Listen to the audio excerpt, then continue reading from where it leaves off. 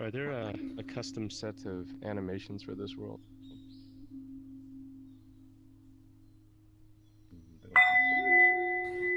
Oh, okay. Because mine aren't loading for some Yeah, reason. the hands are different when you sit in the chairs. Oh, they yeah. are? Okay. Okay. Because I was trying don't to know what that's for. disable my aura stuff. Well, I It's don't not have working. hands, so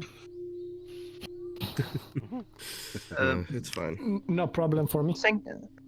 Sankey, just a quick suggestion. Maybe you could tell people to edit their status so that they don't receive people don't come wondering without knowing what's happening here.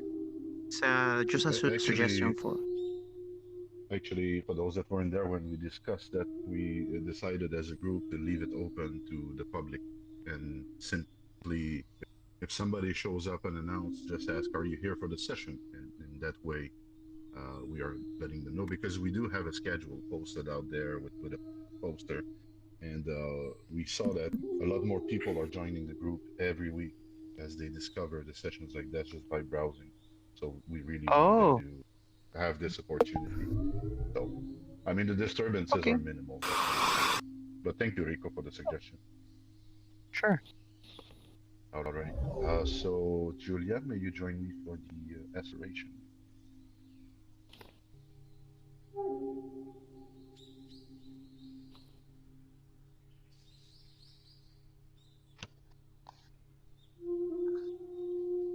Victorious Buddhas, compassionate ones, throughout the infinite worlds of the 10 directions, grant your blessings so that the inner and outer work that I accomplished today bears the fruits that multiply beyond imagining and extend to the very limits of this existence to benefit myself, the ones I love, and the countless other beings of the six realms.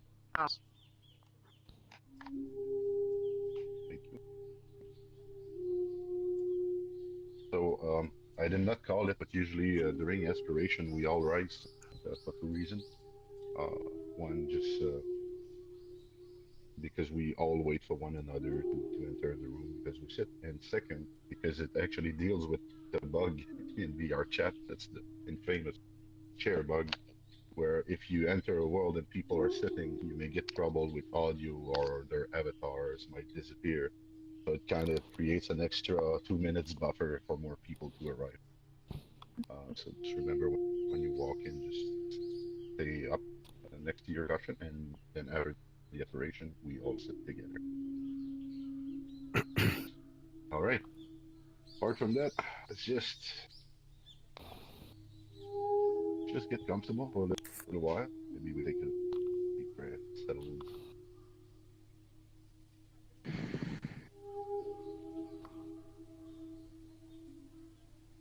Hope you guys had a great week. World is still in chaos with the pandemics. I don't know how your specific country is dealing with it right now. Us in Canada, they're talking about closing again, international traveling, and Sorry, all the isn't gay. interprovincial traveling. Sorry, Zip? Yes, can you make your microphone a bit more louder because I have like your voice maxed out and my like settings for voice maxed out, but I still like barely hear you. If you can. Oh, are you, can everybody hear me fine, actually? I do. I can Higher? hear you Not that somewhat, great. but No. yeah, You're, it's I not you're can hear quite you perfect. pretty good. quiet. Yeah. I can, but Let me I would try and mind to be. switch. Okay, is that better? Not Yeah, really. it's still good for me. Not really. It's clear, Not but really, no. not louder. It's definitely clearer, yeah. Yeah, but the level of Okay. loud is. Well, let's go for clear for now. I'll try to speak louder. Mhm. It's just Okay. yeah. I will yell you a magnificent meditation later.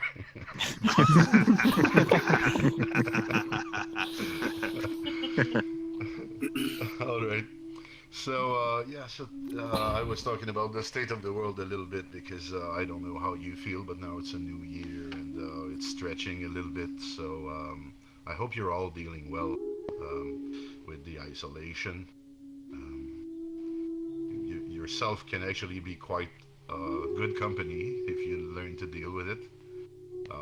This pandemic could be an occasion for taking a break and really doing things that you never take the time to do usually. Or it can be a great opportunity to freak out as well. It just depends it depends on what we make of it. So anyway, I just wanted to point out if anybody's struggling and you want to have a chat about it, or we're there. Um, so today our theme will be the real state of things, which I guess builds up a little bit on the last lessons. You must have noticed this. Like every week, we explore a theme and then we revisit it back and we build a little bit on top of it. That's kind of how the book is structured. That's one reason I like it. It's very gradual and it doesn't leave too much of anything to chance. Um, so Mar, if you want to come up and Yes. read for you, that'd be great.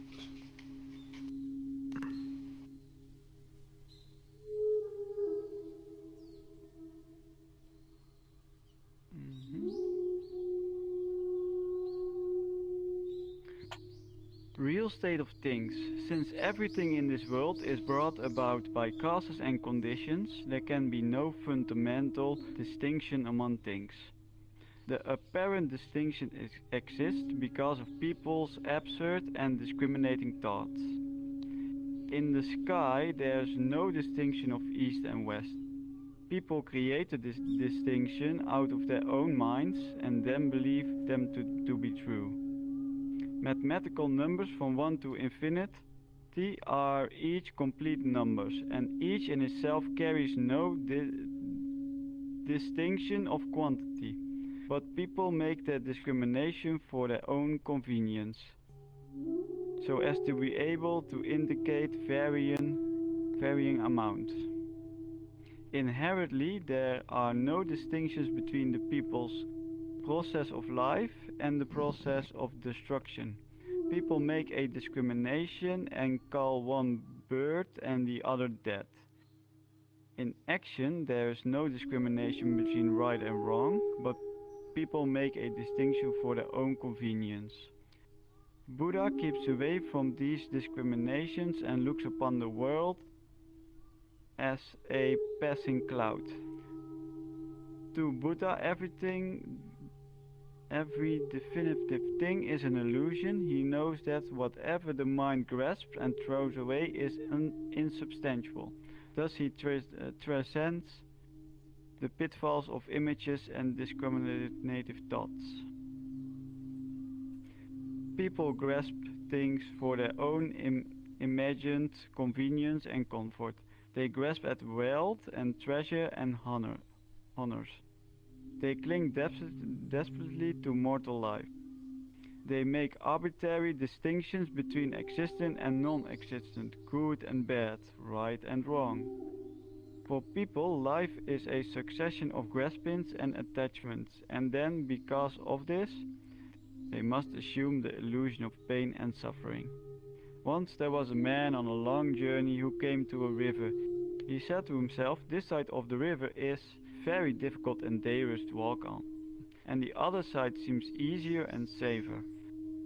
But how shall I get across?" So he built a raft out of branches and reeds and safely crossed the river. Then he thought to himself, "This raft has been very useful to me in the crossing river. I will not abandon it to rot on the bank, but I will carry it along with me." And thus he voluntarily assumed an unnecessary burden. Can this man be called a wise man? This parable teaches that even a good thing, when it becomes an unnecessary burden, should be thrown away. Much more so if it is a bad thing. Buddha made it the rule of his life to avoid useless and unnecessary discussions. Things do not come and go, neither do they appear and disappear. Therefore, one does not get things or lose things. Buddha teaches that things neither appear nor disappear, since they transcend both the affirmation and existence any denial of existence. That is everything being concordance and successions of causes and conditions. A thing in itself does not exist, so it can be said that it's non-existent. At the same time, because it has relative connection with causes and conditions, it can be said that it's not non-existent. To adhere to a thing because of its form, it's the source of delusion. If the form is not grasped and adhered to, this false imagination and absurd delusion will not occur. Enlightenment is seeing this truth and being free from such a foolish delusion. The world indeed is like a dream, and treasures of the world are like an alluring mirage. Like the apparent distances in a picture, things have no reality in themselves but are like heat haze. To believe that things created by an incalculable series of causes can last forever is a serious mistake and is called the theory of permanency. But it's just as a great mistake to believe that things completely disappear. This is called the theory of non-existence. These categories of everlasting life and death and existence and non-existence do not apply to the essential nature of things, but only their appearance as they are observed by defiled human eyes. Because of human desire, people become related and attached to these appearances, but in essential nature of things, they are free from all such discriminations and attachments.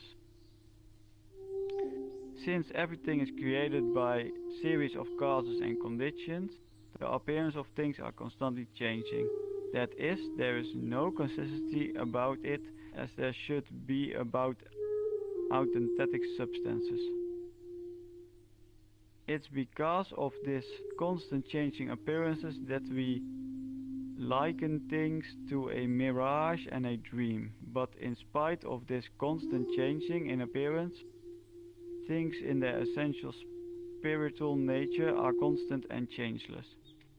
To a human, a river seems like a river, but a hungry demon which sees fire in water, it may seem to be like fire.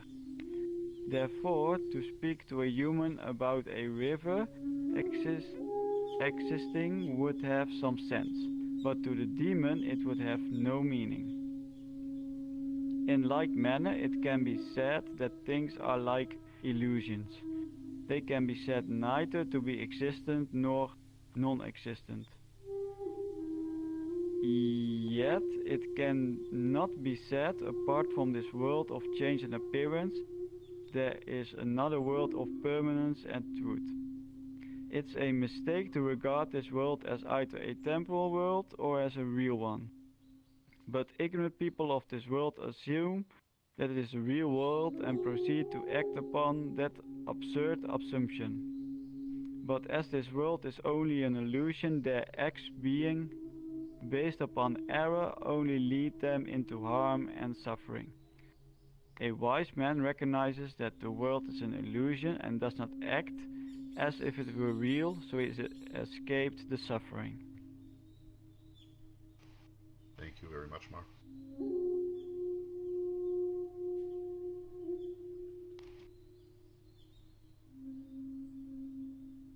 All right. So, as I was saying, today's lecture builds up on last week's teaching, mainly teachings about emptiness and the mind-only theory, which, by the way, I was surprised at the effect that these teachings had on the group, because a lot of you came back, like in Dharma Cafe or to me individually, and kind of explained their vision of it, or they've had meditative experiences, or they've had a different perspective on life. Frankly, I was not expecting these teachings to make such a big impression, but thought it was very good news. But for that reason, since it seems to be sinking in quite well, I don't want to spend too much time on it. repeating things that we have already discussed.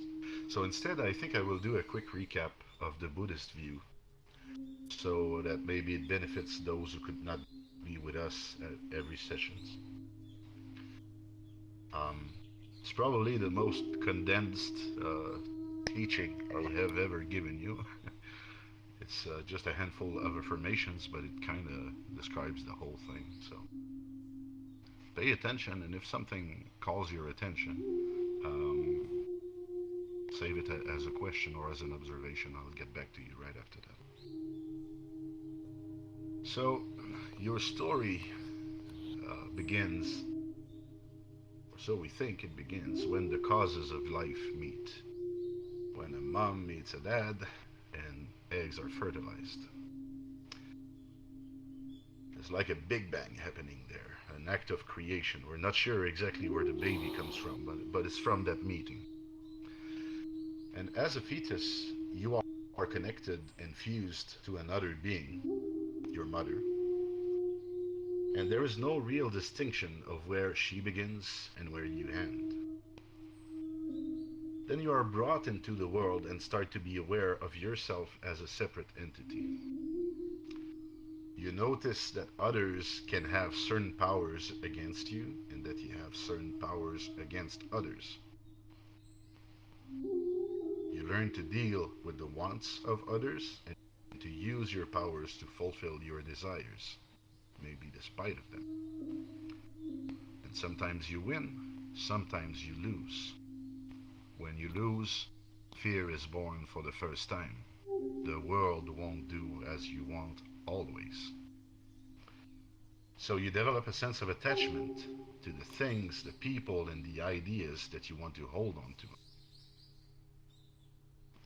But since everything is impermanent, as we were taught and as we can observe, these attachments are invariably severed against your will, giving rise to frustration and anger. So you compete even more. You hold on to things even harder than before, and through this process, you only increase your fear of losing, and your frustration and anger even more. As you get more and more fearful and more angry, at some point your reactions become misaligned with reality. You are living in a state of psychosis. You are acting and reacting to the content of your mind and not to the real context of your life. And this is what it means to be stuck in the cycle of samsara. You are unable to end the suffering that you experience because you have inappropriate mental habits that have a lot to do with this separation, fear, attachment, impermanence, anger. You can heal yourself simply by returning to a state of oneness where no competition exists. And this soul plane is something that we call nirvana. Going there is going to nirvana. To experience this clearly, whether on the meditation cushion or just all of a sudden in your life, to get a very profound sense of that being the case, is what we call waking up. To remain there forever is to be enlightened. So, although your incarnation is the result of the enlightened field activity, no separate entity can be fully enlightened because it is in its nature to be separate. So its very nature goes against the idea of perfect oneness. So perfect enlightenment is unattainable as you live, but some mental stability, some regular going back to nirvana is definitely possible. And in a nutshell, if you connect all of these things, you have the Buddhist view. I would like to know if anybody needs some clarification, if you have a question or a personal experience to share about that since you began on your path. Yes? I don't see the name, but oh, you object. Good. I liked that you were saying that we can continually reconnect with that peace or nirvana. And I'm curious, when you said perfect enlightenment and isn't possible, I thought I heard you saying that would be if all of existence was enlightened because we're interconnected with everything. And so it's not possible until everything's enlightened. Did I understand that correctly?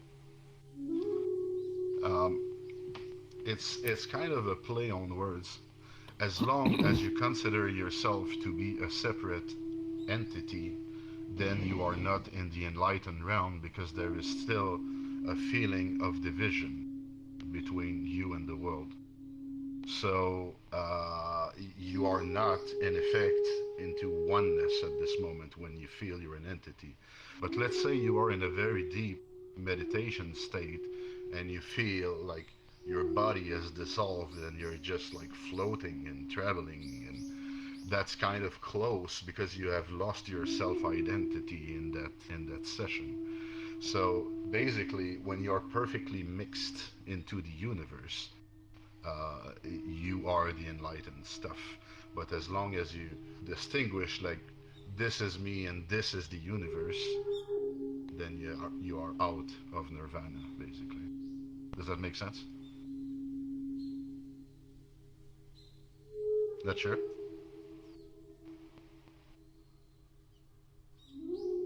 Do you have another question, maybe? I could try to take it from another angle.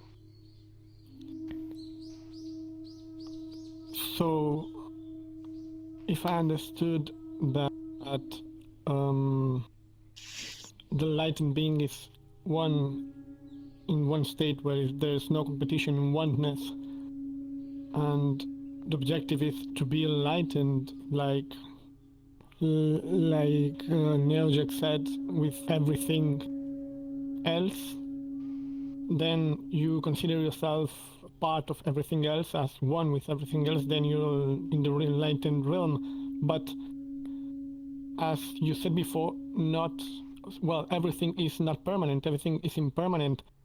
So you gradually come back to that place once a time. How can you call yourself enlightened if you go and come always through that state? Mm-hmm. That's what I mean, basically, is that you cannot be perfectly enlightened, perfectly stable all of the time. This has a name, actually.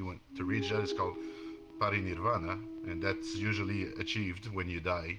Or we could say also that before you were born, you were in a state of parinirvana. If you were because not doing this doesn't something change. else. Exactly. Well, it's like you are in the ground. Instead of being the vegetable that is sprouting from the garden, you are the garden. So we could describe it like that. As long as you are the garden, you are enlightened. But when you start manifesting a separate vegetable, you manifest your own identity separated from the whole, then things become more complicated. That's where competition gets born. That's where you have to protect the carrots from the birds and maybe from other plants around. So that's where all the suffering happens as you try to grow the garden. The garden itself is peaceful. That makes sense? That reminds me of the representation of the Dharma chakra, of the six realms, and the impermanence would be to realize that every state of it is like a succession of moments of your life, and you can go to one and come back and go, and always on the move, right? Right. That's the proper way to understand the realms, actually, as mental states that are ever changing. Same thing also. To be incarnated only means to put your mind in a separate entity. That's what it means to incarnate.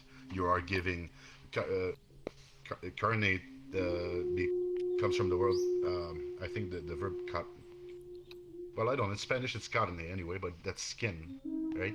So it's like you're putting a skin around a piece of enlightenment.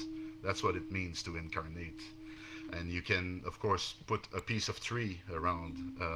You can put the skin of a tree around a piece of enlightenment, and you could do that with a human or a dog or a rock. But this is what an incarnation is. And so when they say that you can be reincarnated as all of those things, it's basically the enlightenment itself being wrapped in different illusions. So it's quite a profound teaching, and it's difficult to. It's definitely much easier to just think, oh, I'm gonna be reborn as a, I don't know, as a Russian guy, and I'm gonna have all of my memories and my favorite toys in the next life. But that's not quite how Yes. the profound view works. All right. Any other question or comments about this section? Well, yeah, I have a quick question, or more like a reflection. Somehow, it's more of a practical point of view. Like, how can I, me personally, try to go into oneness when my day-to-day life is about being an individual and competing with the entire world? Seems like everything is upside down somehow. I don't know. That Uh, that is a great comment, Rico, and I think if you are serious about your practice, you are bound to hit that at some point. Because, hey, hello, Morgan. Sorry, I think we're out of seats. You can just stick there. That's fine. um, yeah. So the world actually is a victim of this illusion as well. The world, everywhere you look, and from our school years, we are taught to get the best grade, and we are taught to win at the baseball game, and we are taught to dress better and look better and speak better and act better always than our neighbor or our friend, which is, can you see how insane that is? That is absolutely crazy. So, as humans, we live in this collective psychosis where we feel that we are separated and that we need to compete with nature, we need to compete with one another to actually be happy. While it's the contrary. The more you step on others and the more you step on the environment, the more others will step on you and the environment will step on you also. So, this observation that you're making is, I guess, you are just starting to see that this world is crazy and it doesn't it is incompatible with a peaceful mindset and a peaceful experience of the world.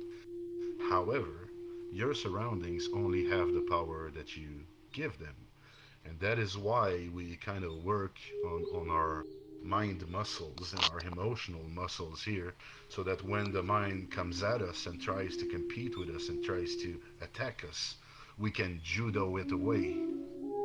By the way, the literal translation of judo is like the gentle art of fighting. And you work with the energy of your opponent in judo. Like if they attack you, you will use that momentum to throw them back or use their weight and transfer it. But you don't really attack in judo. So, in a way, Buddhism is pretty much mental judo, where you are actually dealing with ideas, attacks, competition, emotions, everything. And not that it will never shake you, especially in the beginning, but the awareness that we practice in meditation through shamatha is this practice is about going back to the peace always. So let's say a coworker comes, insults you, you are shaken for like half an hour. Then at some point your super Buddhist powers will kick in and you will see, oh, I have lost my peace. You will take a deep breath, you will reconnect with your center, and you will forget everything about this coworker that you were giving too much power to anyway. So if you are able to do that, what happens is that you come back home a little bit less tired, a little bit less shaken, a little bit less upset in your mind. And so when you go and relax, you really relax like faster, and your mind is not running circles around you anymore. Does that make sense, Rico? yeah, it does. All right. So Thank you. the reason we practice shamatha, and because you were looking for practicing, for practical advice. Well, the practical advice is watch your mind. I've given this trick before. I will repeat it. Set up a little meditation bell as an alarm every hour on your cell phone. Or it could be just a vibration, but it will mean something to you. And what it should mean to you is attention. Every time that rings throughout the day, when you hear the bell or when you feel the vibration, take your attention inwards. Look at your mental activity, look at your feelings, and see if you have lost your peace. If you did, take just 2 minutes. Do a power meditation of 2 minutes where you just breathe, try to find your center again, and then resume what you were doing. If you practice that over a period of time, it will change your life. But the thing is, in practice, and I have done that, so I know, there are times that you just hear the bell and you toss the cell phone aside or you turn it off because you really don't want to be peaceful at that moment. So I guess we're dumb like that also sometimes. At least I am. There's yes, Neojax? I just had a thought I wanted to share around the perspective that everything's competition in our world. I've worked hard to try and see this world and interact with it in a way that makes me feel unified. And so there are some places where there is actual competition, like who's going to get this job. But then I see the rest of society as actually collaborating. So if you provide a service to people, they're grateful and they give you some points, money that you can then give to others who are doing service. So if you see the whole of the community as working together, wanting each other to thrive and succeed, it's actually very possible to see society and human interactions like that. The times where there actually is competition is actually much smaller. The rest of the time, it's all of us helping each other. That's a beautiful commentary, Neojax. And yeah, I didn't include that in my description of the judo practice. But indeed, you don't have to consider that everything is an attack. That everything, oftentimes, actually, there is not an attack. There is just a perception of it. And if you kind of change your outlook and you start just try it now if you want. Just put a smile on your face, and you will see that it makes you feel a bit different.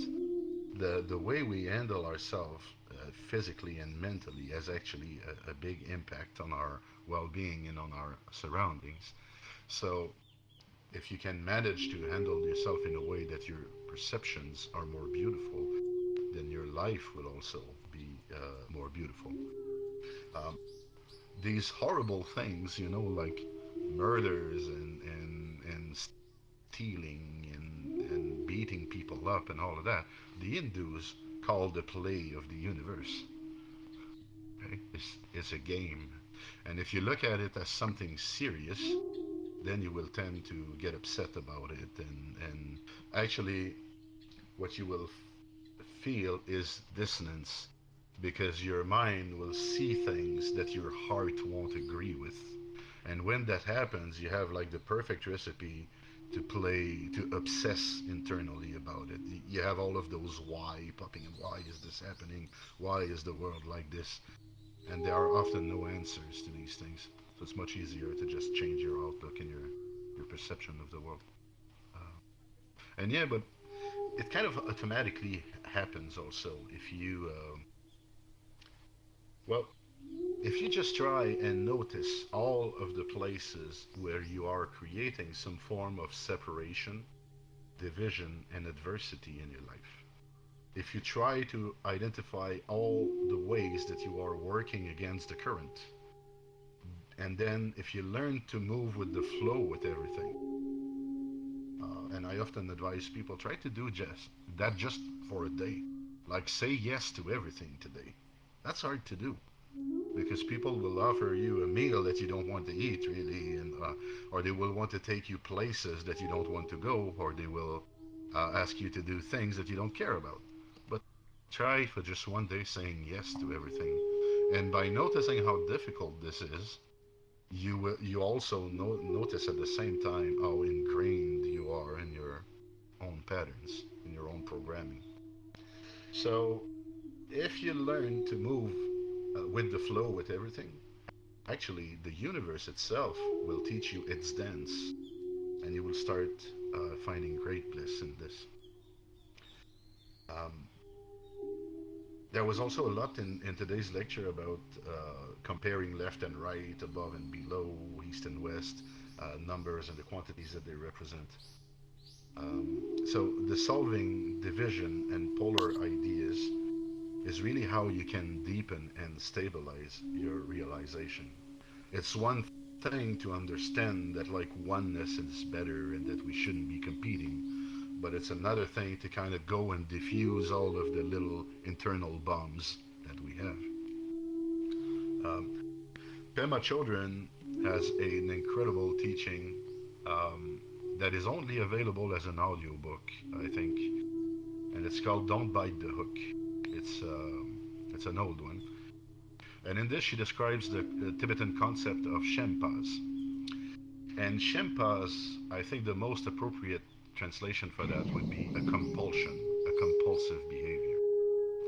And she likens it to the fish that sees like a shiny spoon in the water, and when he sees that glittering, he just cannot help itself, and it goes and it bites the spoon and therefore bites the hook, and then he's stuck on the fishing line trying to shake it off, but the harder the fish moves, the deeper the hook goes, and the more stuck it becomes.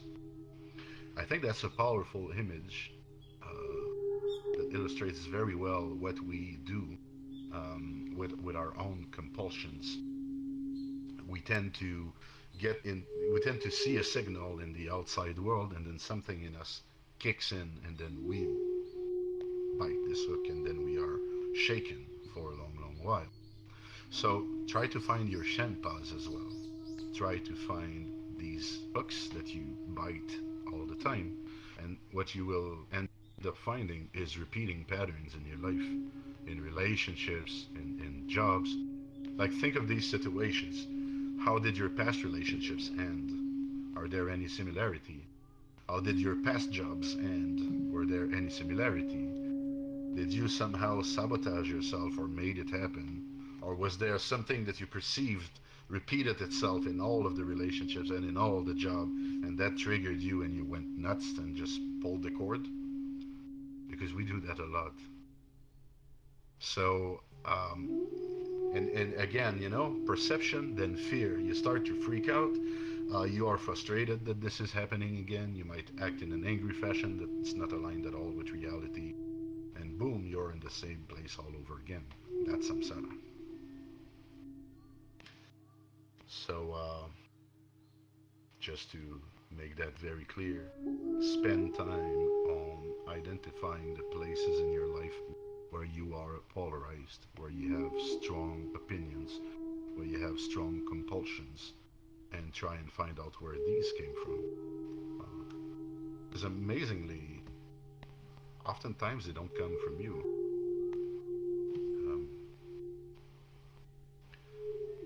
Sometimes, if you look at your mind, you will hear a thought that tells you something like, oh, I should do the laundry.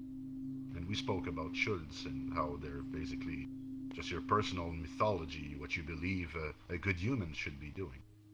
But maybe this idea about the laundry came from your mother, because your mother was very particular about having clean sheets, clean clothes all the time. She would never like to see dirty laundry sitting. And so you grew up with this idea that it's very important to do the laundry. But then, you can visit a neighbor or a friend and see that they have the entire floor of their house covered with dirty laundry, and it doesn't seem to bother them. So obviously, there's a way to work with both. So as you start to notice this code that you have built for yourself with the environment, and see that you didn't really do that, it just was passed on to you, and you don't really know the justification for that, and you start to see that, well, maybe it's okay to do the laundry once a week and not every day. or even once in 2 weeks. Once you find your own rhythm and what feels true for you, then it's going to be much easier to kind of stick to that discipline as well, and you won't have that internal fight anymore. Well, that's the process that you need to get into, in a way, to find more peace in your life, because as you resolve each of these small conflicts, each of them is creating a tiny little bit of space for you to bloom and exist. And that brings me to my vision of enlightenment. Peace to me and space to me are nothing but love. If you want a fish to grow in his aquarium, you buy him a larger one. If you want somebody that you are in a relation with to grow, you also need to give them space. You have to care for the environment in which they evolve so that they develop well. And it is a loving gesture to go and unprogram your mind one little part at a time. Morgan, there's a cushion that's free in front if you want to come. I think at this size you won't be blocking the view from anyone. All right. So, is that clear for everybody? How do you relate to that, these things that I'm saying right now? Yes? I understand that you're talking about the middle path. Yeah. Yeah, of course. It's all the Okay. middle way to find a balanced way to relate with yourself and the world. Actually, don't jump to the extremes of fear or passion, but just look at things for what they are. I don't want to speak too much about it because I think that's like next week. Okay. But yeah, that's what the teaching does. It always kind of leads me one step further. So, I'd like, well, to add something, but as you said, it's the next week teaching, so I won't Oh no, that's elaborate fine. it much. You don't know that. You don't know that. That was a surprise. Okay, I don't know that. That's a surprise. So, if you enter in a discussion with someone who's very passionate about everything that it says, so it has to be a certain way, and you kind of know that there's a middle way, and you kind of want him or her to reach that middle way in between. Is it correct, or would you advise to go to the other extreme so you both can find each other in the middle? For example, taking account the laundry and the laundry thing you said. If you're the person who likes to have it all tied up every time, all clean every day, and you encounter a person who doesn't who doesn't bother if the floor is covered in dirty clothes, then should you try to make him clean it at least 3 or 4 times a week so he can find this middle way? How do you react when somebody opposes you or yell at you or scold you? Do you feel like you understand from this and you want to do it as a result? Or do you just actually will block the initiative just because all of a sudden you don't want to please that person? Well, yes. The second, yes. Yeah, that's pretty much yes. all that we do. So, I find there is a saying that's been used. I don't know who invented this idea, but it's been used by many teachers, and it's about starting where you are. So that person has a lot of dirty laundry right now. That's where they're starting.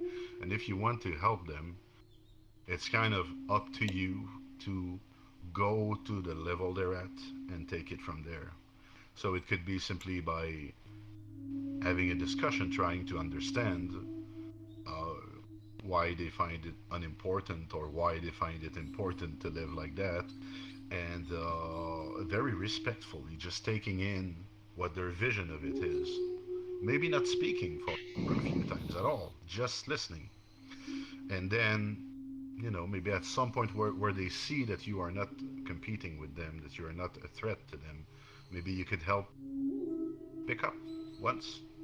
Maybe you could share your vision of it and say, oh, I mean, I respect the way you live, but I do my laundry more often because, I get these benefits from it. And so it's a more constructive exchange.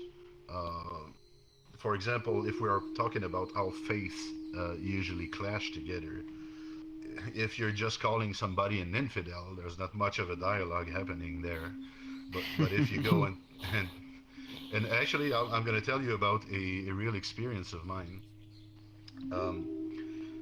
As I established a business in Tunisia, I was very interested because Muslims were on the news all the time, so I was really interested to understand more how this Islam thing worked. And so I had my manager over there, and I said, "Would you take me to a mosque?" And he agreed, and he took me to several mosques actually. So I removed my shoes, washed my feet, went there. I'm not a Muslim, but I kind of practiced in a few sessions with them to understand what this process was. Was also astonished that they would split men and women into queues, and there was a culture shock, obviously. And then I bought myself a Quran over there, and I bought myself not only a Quran, but a few of the interpretations of the Quran, a few books on this, and I started reading them. And as I visited friends over there, I would see that often they had quotes from the Quran hanging on their wall. And I like to just go and say, hey, what does that mean? And then they would translate it for me because obviously it was in Arabic that I cannot read. And I would say, oh wow, that's a beautiful quote. And oftentimes we would be like having a meal, and this discussion would happen very organically, where I would say, well, this is a beautiful thought, and see from my perspective, I would interpret it to mean this and that and this and that. And I would mostly speak from a Buddhist perspective or from my Christian background, relating it to other teachings. And something incredible happened. The Muslims over there felt I respected their religion because I went and practiced with them, and I embraced it, and I discussed it with them. And very soon after, they started inviting friends, and we would have a meal, and we would discuss verses of the Quran. And in a way, I found myself teaching Islam for a few weeks, and I just Wow. couldn't believe it. So it's an analogy, obviously, but I guess you could teach laundry like that. Or you could teach somebody to just take better care of themselves generally. But it needs to come for a place where there is no judgment. So not Twitter. And From a common ground. yes, Yeah. yes, I think that's much more efficient. It may take longer. It may look like it takes longer, but actually it's probably easier than to deal with all the resistance that we create when we oppose somebody. More efficient. Yeah. Mm. Thank you What were very you- much. Pleasure. What were you saying, Casper? Well, like a common ground, so not like Twitter, where the moment you start to discuss between hooks, and you say, I disagree with you because here, read this quote, then suddenly you get like retweeted, you get angry people, yeah. But I There is this. Mhm. Sorry. Okay, go ahead. Yeah, I think the concept about Twitter, about discussion, is that you can reply, and I've tried to sometimes even with cultures like Islam, but I've noticed that they often see when I tweet, they immediately have an hostile, because suddenly I barge in their tweet, even though it's kind of publicly made. But yeah, it means a lot for people if you come from the same ground, it seems, instead of just coming in and saying, "Hey, I disagree with you." Yeah. Right. There's a meme that I see sometimes on Facebook. I think it's attributed to Sadhguru, where he's sitting with somebody and that person asks, "Hey, how can I increase life in my life?" And Sadhguru answers, "Well, I don't argue with idiots." And then the guy says, "I disagree," and Sadhguru answers, "You are right." Okay. So there's not Check much a moment. to be gained by competing. Yeah, that's still a form of competing. Now you have competing ideas. Who said that? If you're doing a research project, I'm sorry. About don't like start, spending time with people with idiotic ideas and stuff like that, and just agree like what that guy said. Who said that? Yeah, my father. Oh, My father used to put it a different way. He used to say, if you are arguing with a crazy person, who's crazier? And I think that also makes a lot of sense. So the quote is attributed to Sadhguru, but I think it's much older than that, probably coming from the old Zen masters. Sadhguru. I wouldn't know which one. Right. So yeah, common ground, more efficient. How did you like the little story about the monk carrying a raft to cross the river, or the man? Was it a man? Do you remember that story from the lecture? I don't know if I would say that it was like a burden if he would use the raft multiple times. If for example he would cross the river multiple times on a daily basis or every few days, then I think it's worth the burden of making a river instead of just making a raft instead of always making a new raft. Have you carried a boat for 4 hours? Well, I think that if it's like one river and there's like no other rivers nearby, and so he's never going to need it again, then there's no use in dragging it along. And in fact, that raft could be useful for the next person who crosses the river. Yeah, that's a nice way of putting it. One way that this story is told sometimes is that the guy actually crosses the river and then he proceeds to cross the desert. He walks across the desert. So obviously you wouldn't need a raft in the desert. But still, he thinks that at some point he might meet another river, and so he proceeds to cross the entire desert carrying the raft on top of his shoulders. Which you can see like how that. Yeah, insane okay. that is. He can use the sled. So let's go to extreme just for fun. Let's say you were born, I don't know, in the ghetto, red light district, very dangerous surroundings. Your family is made of criminals, and you are taught to carry a weapon with you very young in your life. And you may start carrying a shank, and then a knife, and then a gun. Because you feel threatened all the time, and in a way, in the red light district and with your family's reputation, there might be a real threat to your life there. But then you grow older. You're 30 something. You work as a janitor in a school, but you just keep on carrying your gun everywhere. It's in your trunk, the trunk of your car. Actually, I knew a guy who used to take his gun apart, because here you cannot carry a gun in Canada, right? So he would just take it apart and keep it as parts in his trunk, and he had the right to carry parts. Anyway, but that comes from a sense of paranoia, doesn't it? Like you've been scared for a while, and then you think that people might be after you. And the problem was that with carrying the gun is that one day somebody might cut you in traffic or do something very insignificant to you, and if you're in a very bad mood, you just get the gun and shoot them. Maybe, especially if you were raised in a violent environment. So, as a general rule, you shouldn't carry weapons or tools that you're not planning on using, because one, it's burden, and second, it could be dangerous. It could aggravate situations that did not need to go that way.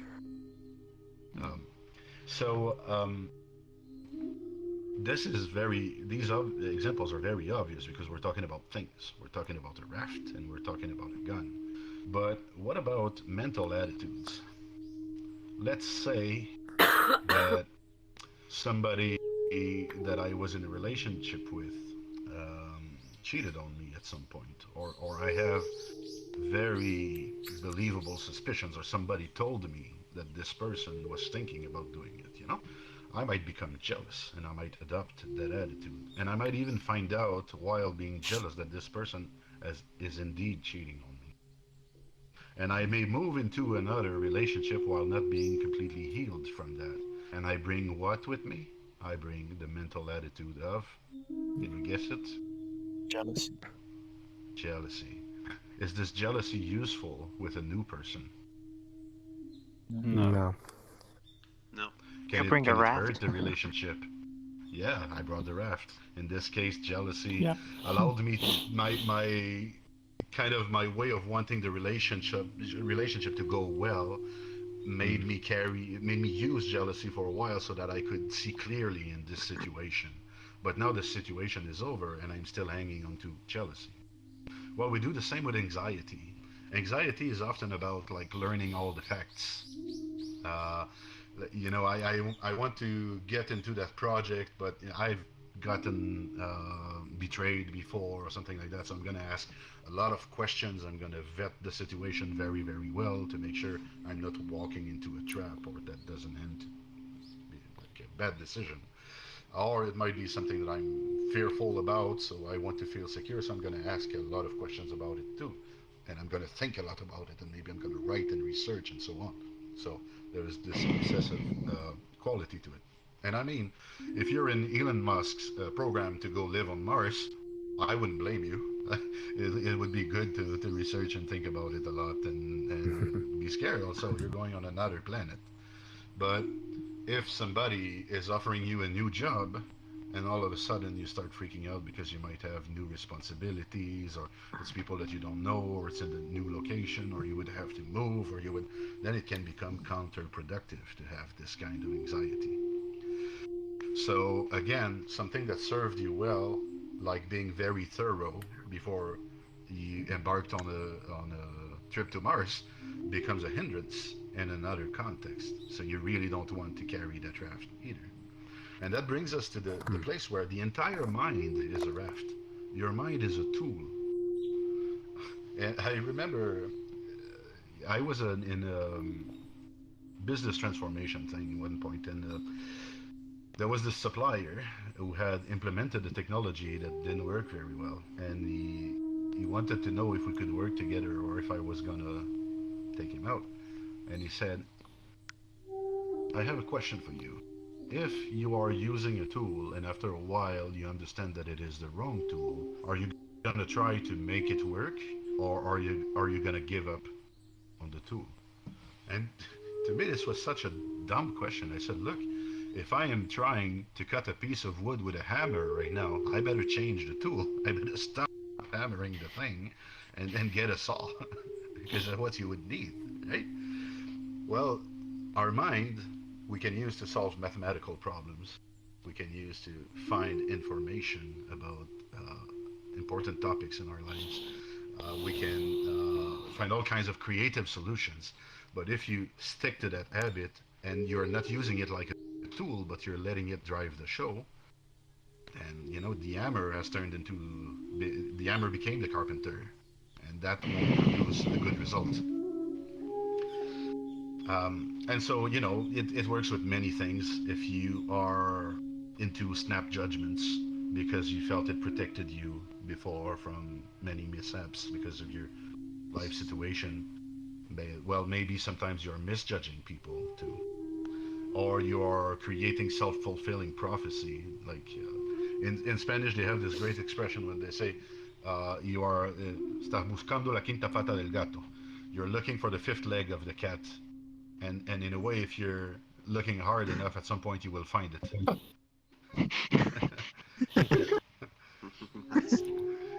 From where I'm from, I'm from the Valencian coast, from the Spain, and Yeah. I've heard the five legs of the cat thing. That what we say is No le busques 3 pies al gato. Don't look for 3 legs on the cat. It's kind of the same thing, but yeah, it's changed the numbers. But I find it odd. Right. Like I didn't expect the 5 things. Yeah, in French they say chercher midi à 14h, which means to look for noon at 2 o'clock. Which, you know, if these expressions exist, it's because there's precisely. wisdom behind them.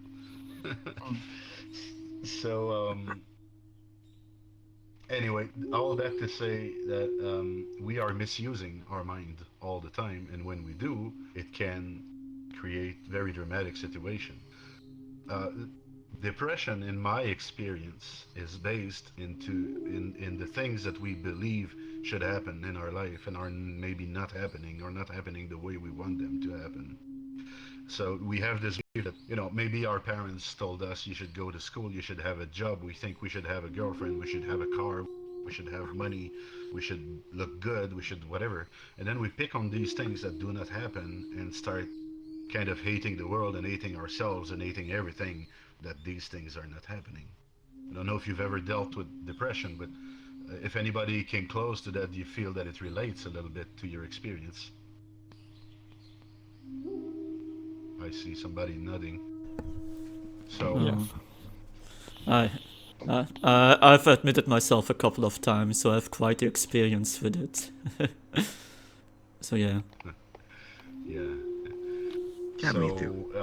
it becomes like a whirlwind of thoughts and of very like negative thoughts that you follow, and that is essentially you're trapped in it. It's really like it's a whirlpool instead. You're trapped in that whirlpool that you're creating, where everything is ugly and everything is dissatisfying, and so you really are doing that to yourself when you're stuck in depression, and it's difficult to raise your eyes and broaden the horizon, but actually that's a literal technique for depression.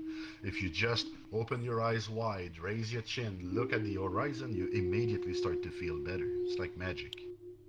And what happens when you do that is that simply now your attention is on the scenery, and a large scenery that is difficult to comprehend. So it takes the power off your own process there, your own mental process.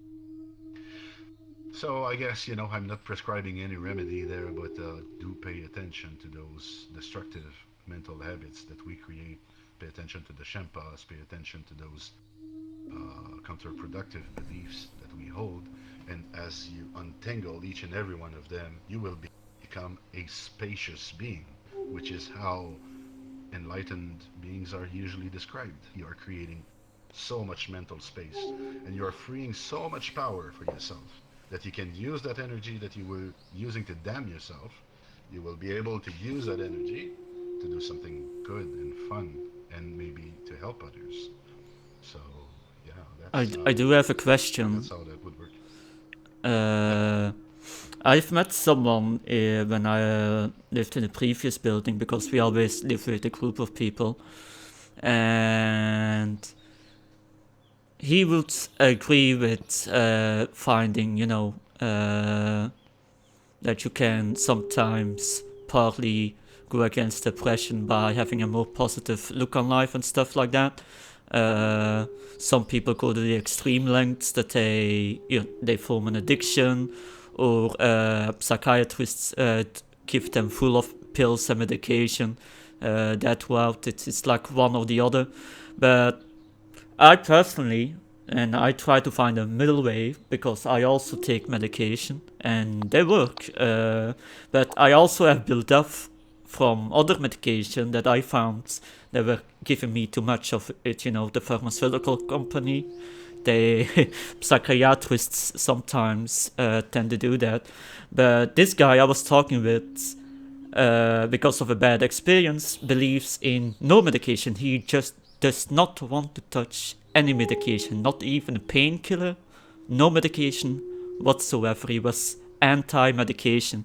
So I would just like to know what your perspective is about people who would say, you know what, you never need medication if you just can meditate your problems away. if someone would say such a thing in such a length. So, Yeah, I'm curious. so first, Curious too. yeah. So first of all, disclaimer: do keep on going to a professional if you have started that relationship. Keep on consulting. Speak with them if you are considering going off the meds. Because I'm speaking right now to a group and I have no idea how extreme the individual states of people can go to, and maybe you still need some help, some chemical help. There is also, real physiological phenomenon like chemical imbalances that depend on how your body is working physically. And I do think that mind has some power over that, but it's going to be a gradual thing. So, can you heal yourself from depression without pills? Well, let's just remember that there was a time in this world where pills didn't exist. We used herbs, we used the support of our families, we used all kinds of different activities and support system, but there were no pills. So, I bet a handful of people managed to heal from these conditions anyway. So, is it possible? Yeah. Is it recommendable? Depends on how serious your condition is. But I'll tell you this story that happened close to me. There was this guy who came from a chaotic family. Literally, like every 2 or 3 weeks, something incredible would happen. Like somebody would try to kill themselves, or the police would come, or it might be the son's neighbor that's dead because he got shot. So it was like extreme events all the time. But this guy didn't really partake in, although he was surrounded by all of that and he knew these people, he was not like actively contributing to it. And at some point he made other life choices, but he had something happening to him that every 3 weeks he would get very down, and then he would collect himself and work very hard at collecting himself, and then he would kind of go all the other way. So you would call that a mild form of manic depression, where you are high and then you are down and then you are high, and there's like a cycle length. For him that was 3 weeks. So he went to see a psychiatrist there, and what the psychiatrist explained is that the life that they had lived to this date had created an imprint, like a mental habit, if you will, that something is happening every 3 weeks that is terrible, and so you kind of fall automatically into that sadness, and then you have to keep on functioning. So you also have created this habit of collecting your energy and going back in the world for a fight. And in between, of course, there was not a lot of joy, because at this point the guy felt it was uncontrollable and that this pattern was swaying him in all kinds of directions. So he received a prescription for what they call here humor stabilizers, which are, it's like a therapy, and it kind of cuts the peaks, so you don't go as low and you don't go as high. So it's not an antidepressant; it's more something that would keep you centered. So the guy got this prescription, did it for a couple of weeks. Was not too fond of medication to start with, but then he thought that he became kind of a zombie. His experience of life was that he felt like a zombie, and he enjoyed having a beer with friends, and combined with that medication, he would just simply lose it, and so could not enjoy maybe the only thing that he brought him a little bit of happiness at this time of his life. So he went cold turkey, just flushed the medication. But he had something more now. He understood that there was an imprint on his mind, and he had learned self-hypnosis and meditation and all. So, long story short, after a year, he was completely healed. No more cyclothymic mood swings, and no more, long episodes of depression, no more of these big highs. Obviously, it reduced over time, but I am aware of a story like this where it worked very well for somebody and they were able to function normally after years and years of having these troubles. So, personally, I am a believer. I've seen different conditions that are supposed to be untreatable. I've seen people recovering from many of them around me just by having the right attitude about it. Are you raising your hand, Julia? Yeah, I was remembering that maybe what most people do is they quit the pills, but they go for another addiction or another prop to keep them up or to hold them.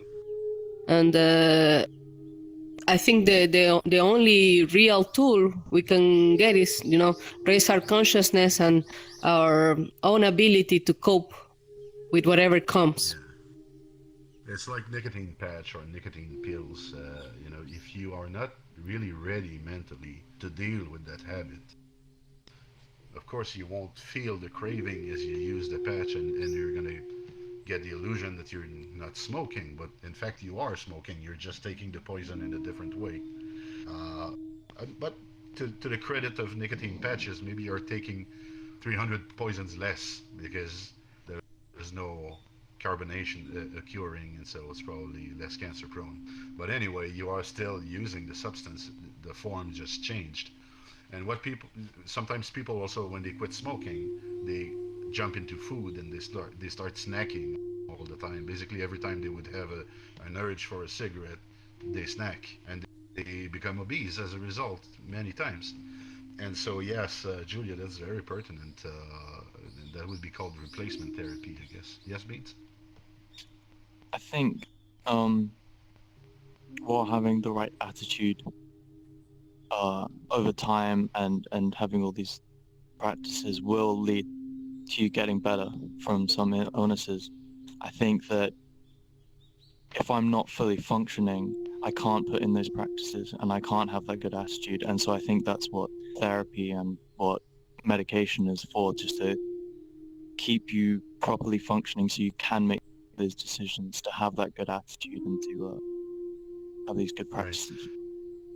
So the sweet spot, based on what you're saying, the sweet spot is probably speaking with your health professional and seeing if they could get the dose as low as possible so that you function in life and so that your mind is not clouded by the chemicals, so that you can practice clearly. And that way, if you practice more and slowly decrease also the intake of chemicals that you take over time under supervision, I think that's kind of a good way to transition out of that. And also, you don't have like this big absence all of a sudden of your support system, so it makes a more gradual approach, I'd say. All right. So, the lesson today was real state of things, and the lesson from that, the moral from that is deal with reality as it is, not how you think about it. Right?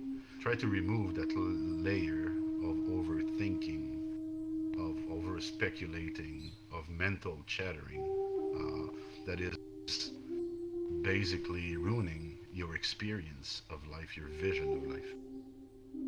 So try to get reality, try to relate to reality, and to keep it as raw as possible.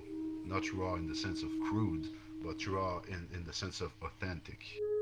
Be in contact with the real things, not the concept about things. And that should help you create a lot of space in your life. And I guess that's about it for today's commentary. Thank you all for taking the time to listen to this. If there's any final commentary, we could do that. Otherwise, we'll move towards meditation.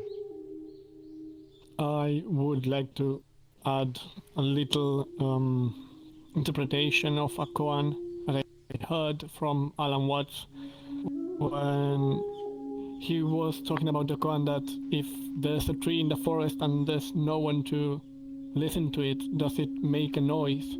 And the interpretation was about making that interpretation of the world in which you see it as raw as possible, and they interpret the noise as vibrations in the air, and if there is an organ which is capable of interpreting these vibrations in the air, or a microphone kind of machine that also does that, then yes, there's noise. If not, then what we call noise is the interpretation of those vibration, then there is no noise, there's only vibration in the air. Right. Yeah, and I love Alan Watts because he's very, very good at explaining clearly Yes. and doing those mental gymnastics. If you don't know Alan Watts and you're just beginning There's the even a path, game he's of him on Steam. yeah, Yes, Casper found there's that. a game. Everything. Everything, It's I think. about everything. It's called. Everything. Yeah. It's quite Truly a the. masterpiece. It's quite the eye experience. I didn't even know it was Alan Watts, but people have called it that it gave them existential crisis, the game, because people start freaking out. Oh yeah, I know people that stopped playing it eventually because they're saying this is getting too much, man. This is getting too much. But Too meta, yes. yes, it's just it's a very simplistic. Well, it's not really a game because all you do is just walk around and zoom in and zoom out of one perspective into another perspective, even to a planet, a universe, a cell, a bacteria life form. But it's like combined with his talking abilities, you do really feel like you're in an lucid environment, and it does leave an impact on you. If you are really into like the Buddhist teachings and you'd like to get other angles, I've been an Audible, Amazon Audible member for a while now, and there are some gems over there. I spoke about Pima Children. Many of her teachings are available on Audible, but also Alan Watts has something like 40 books recorded there, most of which are narrated by him or taken in the context of a retreat. There are a few other Zen authors. So, it's probably a few well-invested bucks if you can afford it to go and listen to these. It's also very enjoyable as far as I'm concerned. So, yeah, thank you for mentioning Alan Watts. Yeah, that was pretty cool. I just bought it. I had no idea. I'm sorry, Morgan? You had no idea what? I had no idea that there was a game, Alan Watts and all that. Yeah. I just bought it. I had to buy it immediately. Yeah, I can highly recommend it. Hold on, who said that? Because give me a moment. Yeah, Morgan. Yeah.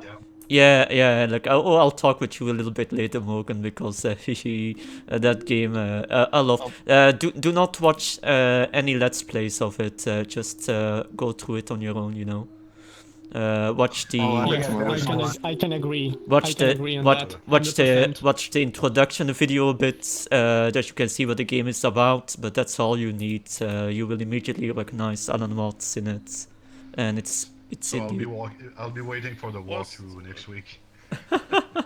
What's a game on Discord, please? Because I cannot interpret the name, so just. Okay, I will put it right now because I have my phone next to me, so I'll just put the name on the Discord.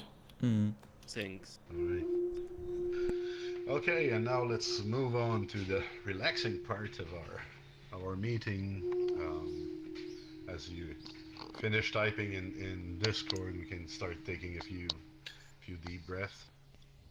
Try to yes, let of course. feeling of relaxation arise. As we move into meditation, also for those that are new, we usually mute our microphone during meditation, just so a phone doesn't ring or a dog doesn't bark and startle the heck out of us.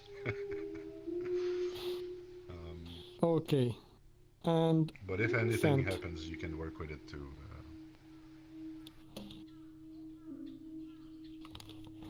All right, so I like to start with a little body scan.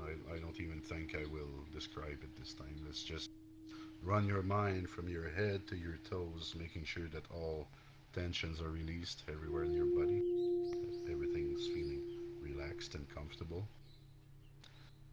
Do take care to have a good meditation posture though. So if I go for the 7 points quickly. Make sure your eyes are relaxed, the jaw, tongue against the upper palate. Your back and neck should be straight. Your hands should fall in your laps naturally, and your legs should provide a stable platform. You could also be on a chair. If you're on a chair, try not to push your back against the backing of the seat. Just be straight. It's going to help you keep more awake and more balanced. So, yeah, I just remembered that some of you were not hearing me too loud, so I guess I won't yell it, but let's move into Shamata and I'll try to make myself heard.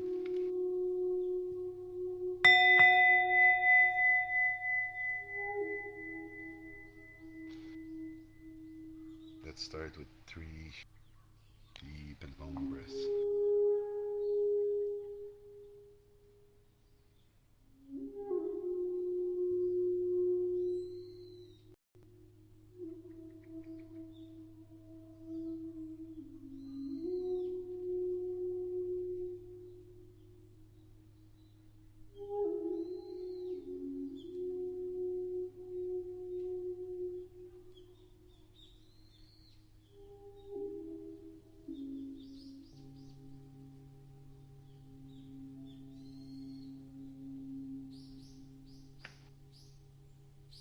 When you're done with the 3 breaths, you can just resume breathing normally.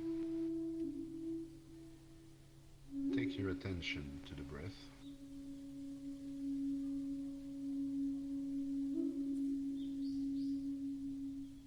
Breath is something that happens naturally all the time without thinking about it. If you breathe normally, it is very peaceful. So let's use that to tie our mind to peace. And if our mind should wander away, we can just bring our attention back to the breath. Bring our attention back to the peace.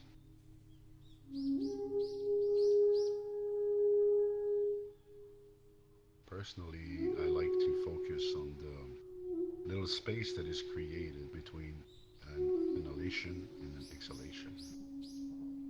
There is kind of a little place that you will notice where nothing is happening. It can be shorter or longer. But since nothing is happening in this space, it's even more peaceful to me.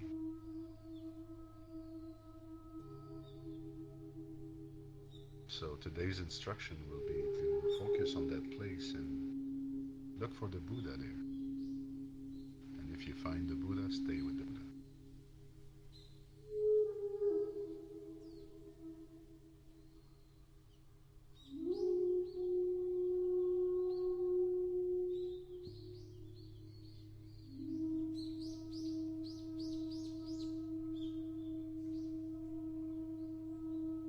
You will notice that this tiny space between your breath can actually grow and include the entire world. It can be quite spacious. And that is all the peace that you have in you.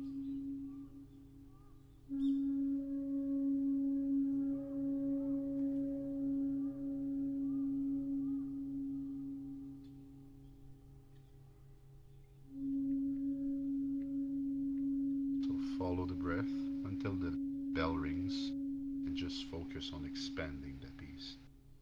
Create that space that you are not allowing yourself to have during your normal daily routine, and stay with it.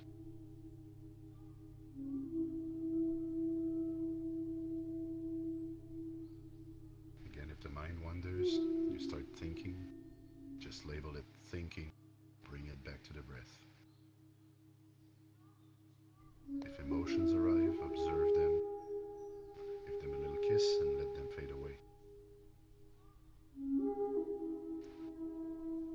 Same thing if you have a little hitch or if you feel a little bit uncomfortable. You can wait and it will change places and eventually it will go. And go back to the peace, no matter what happens.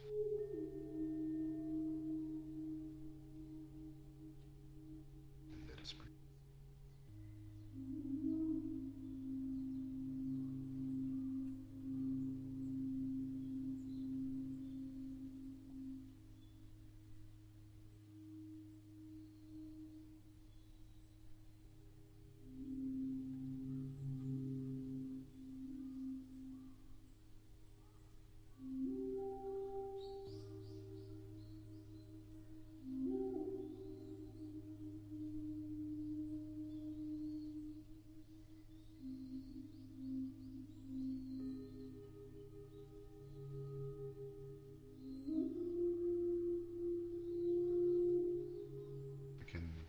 Shoshin, if you want to sit with us.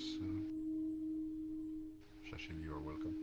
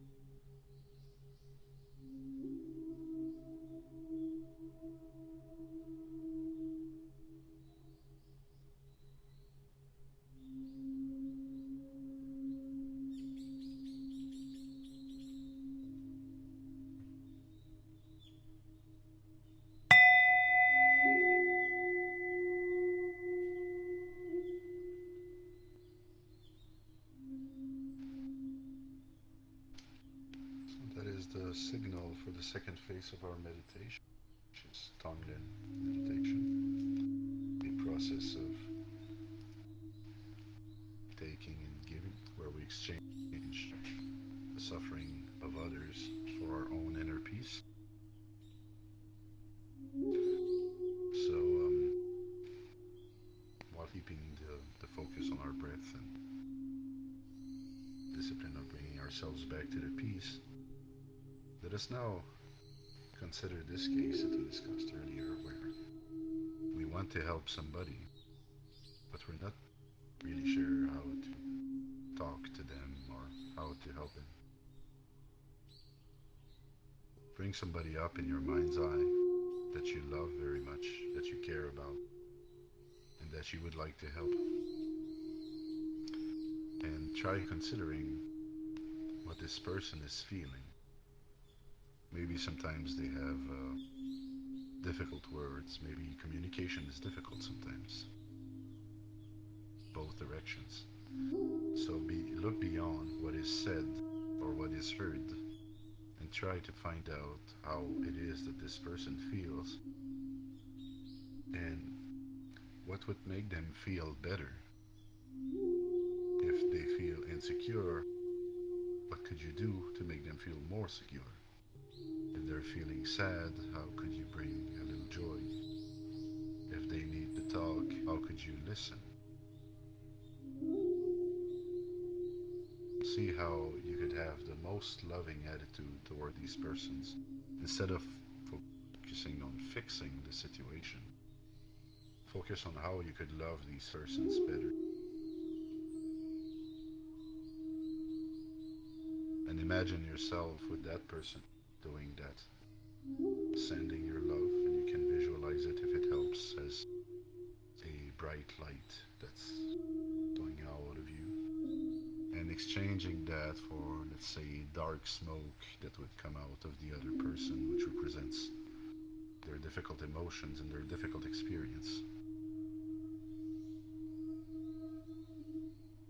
And try and feel as they feel.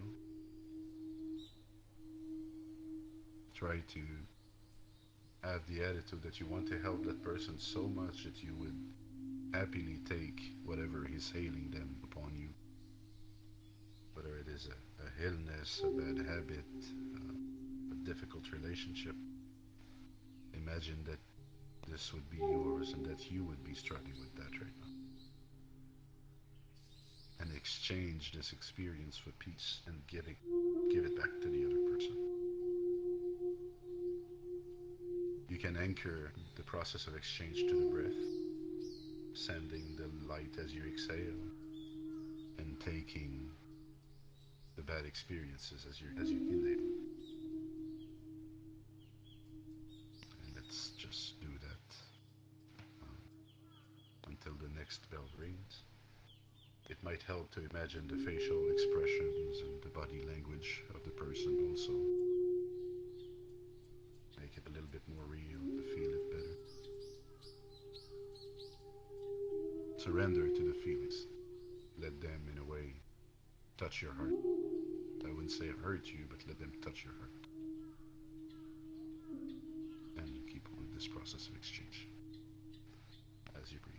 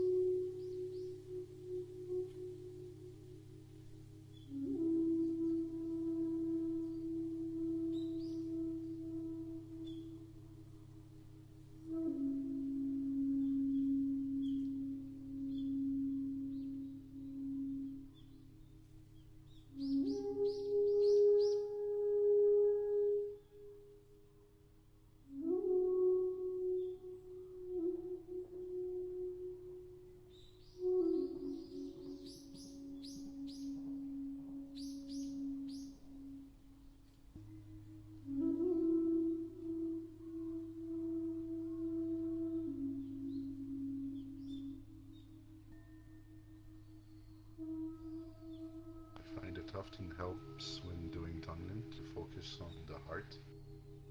You may bring your attention there as you breathe. Feel the energy moving in your heart. You had wondered a way just bring back your mind to the exercise. You could maybe try with another person. Or it could be also about trying to help your own self if you're struggling with something right now. So exchange what's troubling you for peace. Bring back the mind to the breath if you wander away.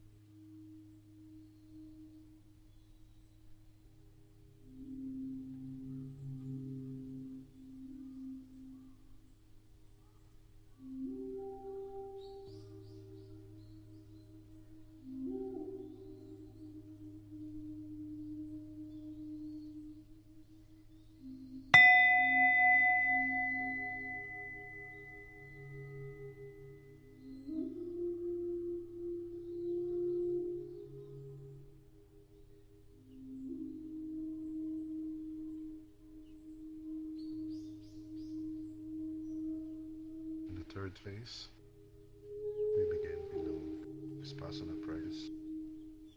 We'll try to consider the illusions of this world and how appearances are devoid of solidity, how we tend to crystallize things around us. And we have established during this talk today, we have compulsions, we have shenpas, we have automatic behaviors that are often self-destructive. So let us consider how we trick ourselves in our daily life. Let's do this exercise that I was suggesting earlier of revisiting our past relations, revisiting our past jobs, our past hobbies. How do we go about life? What do these experiences have in common, one with another? And let us try and find how these things crystallized in us.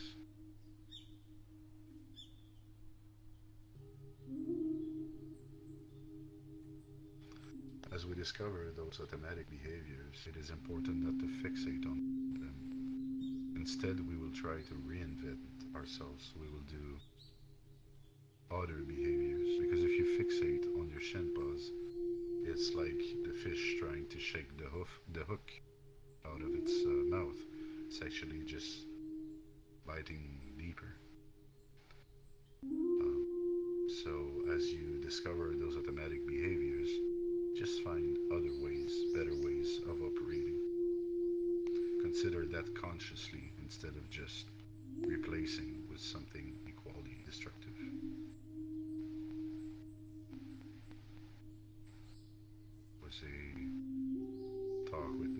topics last Wednesday I found pretty interesting, and it was about changing ourselves and how we shouldn't try and change ourselves out of self-hate, but rather out of looking towards harmony.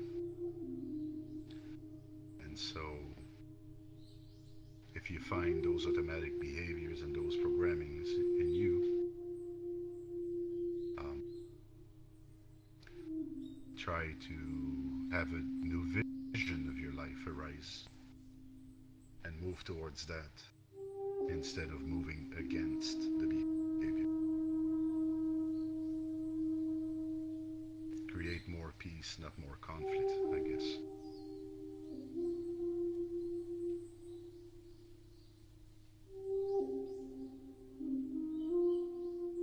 So as I breathe in, I become conscious of my limitation. And as I breathe out, I untie the knots that are keeping me in place. And through this process, I begin freeing myself. I begin claiming back the world, the entire world, as my dwelling.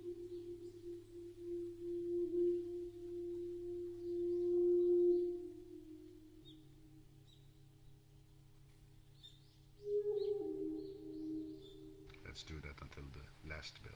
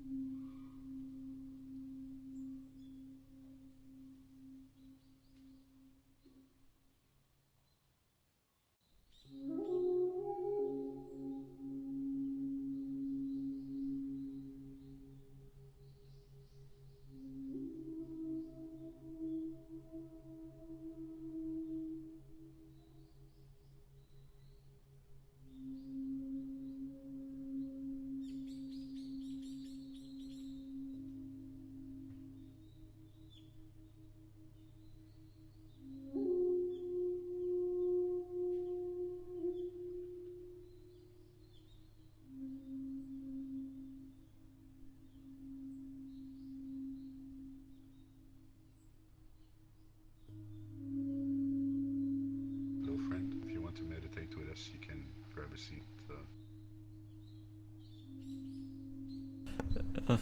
Become one.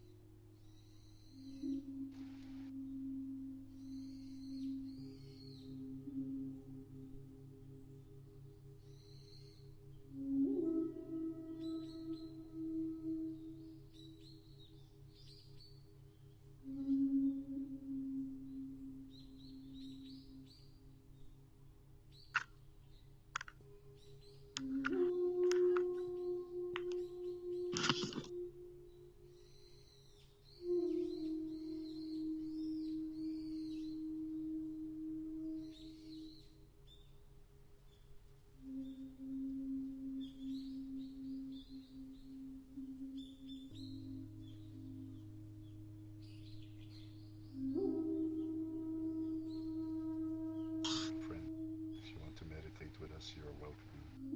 Have a cushion.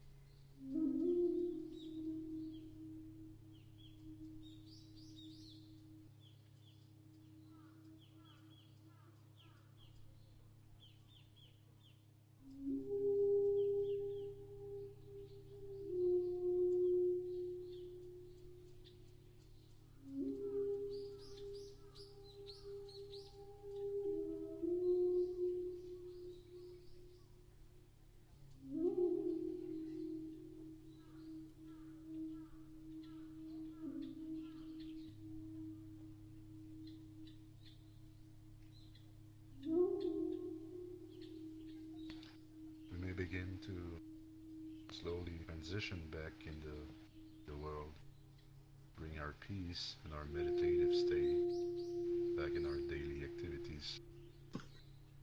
So if your eyes were closed, you may start opening them, looking around.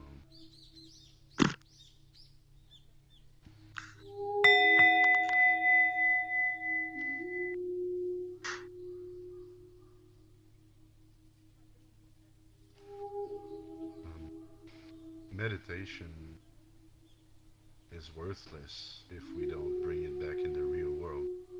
We're doing all of these practice regularly so that we flex the muscle that allows us to go back to peace when life gets chaotic. Hello, Madiga. Would you like to sit with us a little while? We're just concluding this session now.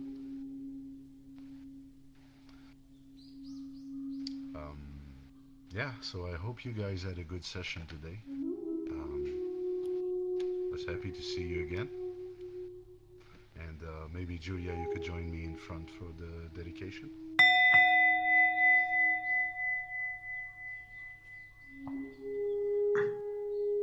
Can you hear me, Julia? Yes. Okay. And let's all rise to disband today's session. We have an auxiliary master today.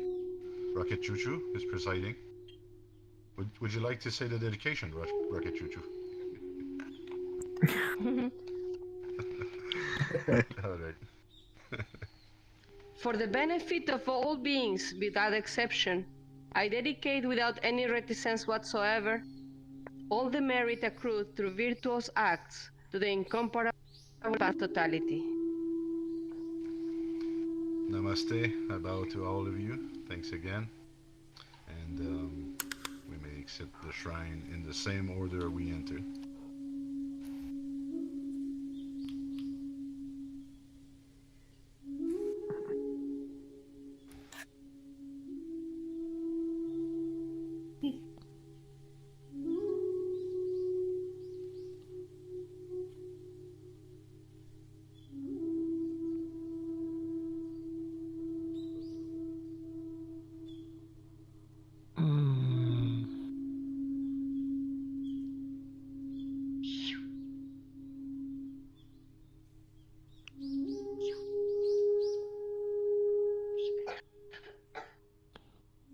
I don't really remember. I think I'm after Ma, but I'm not really sure, so I'm just gonna go for it. If everyone's okay. I'm just going last, just like in my real life, so...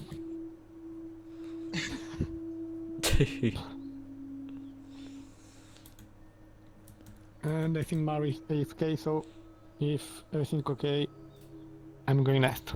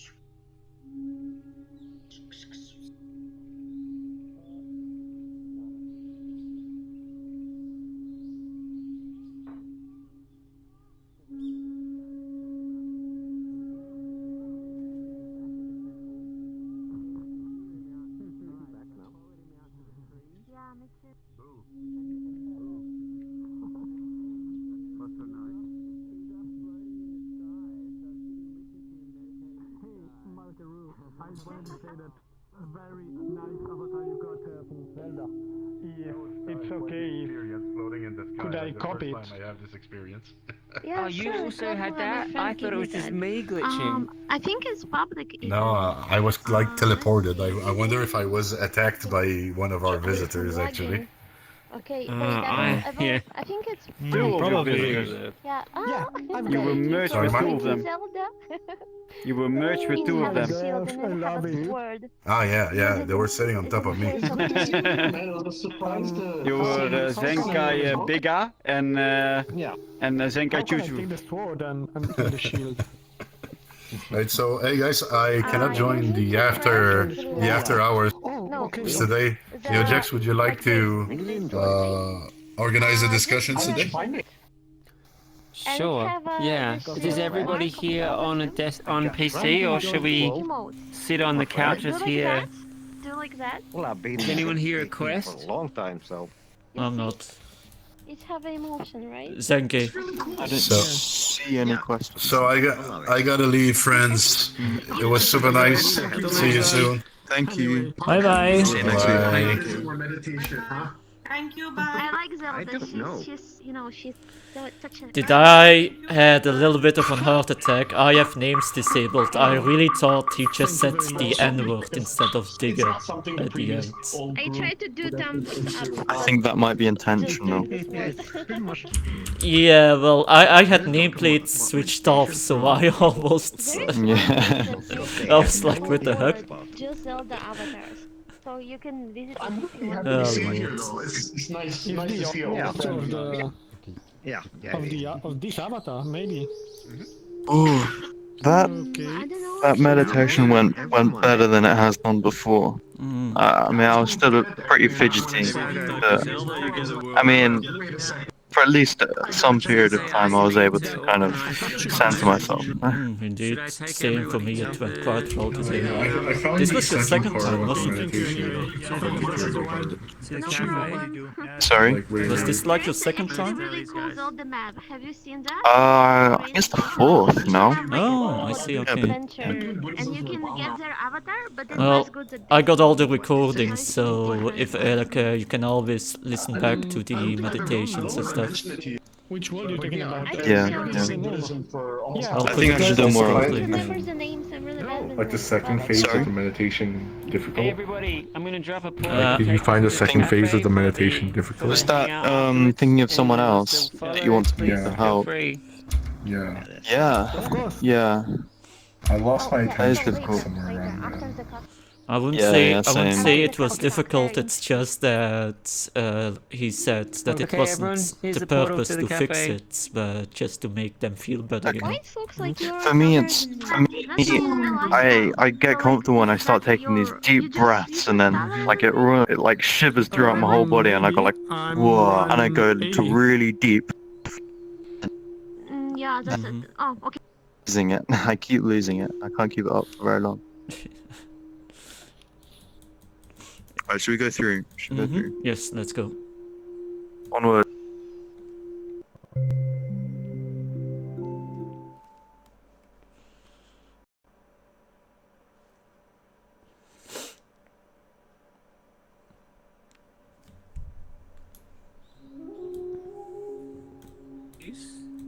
And just getting ready for whatever's gonna come next. Alright. So Hey, you if are you getting ready, you guys know uh, where the cafe is. If you want to just head on over, that's fine. I'm gonna wait here just in case anyone doesn't know the way. Malco, do you want to lead people to the cafe? Yes, I can. Great. I'll bring the second bunch. Well, Okay, I know where to go, so Just this direction, this way, this way. This way to the cafe. Hello, She's literally pointing, you can just walk. I think we need to find- Everybody will follow. Yeah, it's big. Oh, I'm lagging. Yeah, it is. if this was my Minecraft server, I would just put signs all over the place. Speaking of which, I just created Dwowner's AFK spawn room, so I'll have to check into that if that's still working. What means AFA? AFK, away from keyboard when you're not active at the moment. Like you're browsing or... Yeah. It takes a while before the drowners collect themselves in Minecraft, so yeah, that's why I'm farming them. so I can be AFK while they're gathering around. Oh. To be honest with you, I played only once Minecraft. Well, I have a server, so Never played it. I often play with friends. Well, you should give it a go. It's really fun, especially with multiple people. I Well. have enough games that I can Well. play with multiple people, and they look much better. It's not about the looks with Minecraft. Just send me a friend request on Discord, and I might invite you to the server, Willem. Oh. I'm hosting it anyway. You will probably see my Discord name with the links that I put in the server. I have a different last name. This is the last name I adopted for myself. Hello, new friend. Hey, hello, Okay. Jared. Hello. I remember you from the last couple of weeks. Oh, it's been like 3 weeks I'm not here. Yeah, my real name is Why did you adopt a last name? Because- Why isn't just Casper? Well, I'm Casper Cronin in this game, and my real name is Casper Sorolos, but I adopted this name because Carl is my waifu, so, and he was called Carl Cronin, so now I am called Casper Cronin. It's not gay Does because he know, we wear or- socks. or- Yes, he know. Actually, we didn't know, someone else married us. She said, "Bam, you're official now," and I'm like, "Well done, okay then." This is going to be difficult, but I guess why not? Oh. To be honest, I'm really addicted to coffee in IRL, so Well, I I drink don't a know lot of. why I keep continuing my addiction here. Well, I drink a lot of decaf. No, Oh, wait. Only it doesn't keep you awake. Oh. Yeah, No, a little bit. A bright screen can help you stay active, but I have a big big cup like this one on my office, and I drink like 3 or 2 per day, and You guys it's want like to come up the stairs? Yeah, of For course. me, I used like to be able at the to end of drink the a day. lot of coffee. Is it just me, Nowadays, or do I they can't change drink shape as you turn them? Maybe 1 mug. Maybe. Could be an Huh? optimization trick, I don't know. I mean, Mark, could one you grab a mug, it's chair okay. just for a second? Please? Yeah. Sure. Thanks. When I was young, there. could drink They're very like oblong. coffee They're stretched upwards. forever. Hi, and ever. everybody. No, So, not. Sensei asked me to make some of the cafe happen. Well, it's because too much coffee is stressing. Yeah, yeah, no. So if coffee's stressing us out, how about we just come back to some meditation for a second? Generally these after sessions are pretty casual, but I want to give a little bit of structure to it. So I wanted to just ask what stood out to everybody from today's session. So let's chat about whatever we want, but tie it into what happened. Manuel or Zalgo, something stood out for you? Yeah, I liked if you love someone, give them space. That's something I really appreciate. That's a difficult thing to do, though, sometimes, because you constantly want to cling on them, but yeah. Exactly, that's why I'm suffering from that. That's why I wanted to say this. I like this. I will remember that. Well, someone loves me. I'm happy for them to just merge with me. So I think it's different for everyone. Morgan, sorry, I think I spoke over you. What were you saying? Oh no, I just mumbled no. Yes, non-grasping. Blah, blah, blah. Non-grasping. That's it.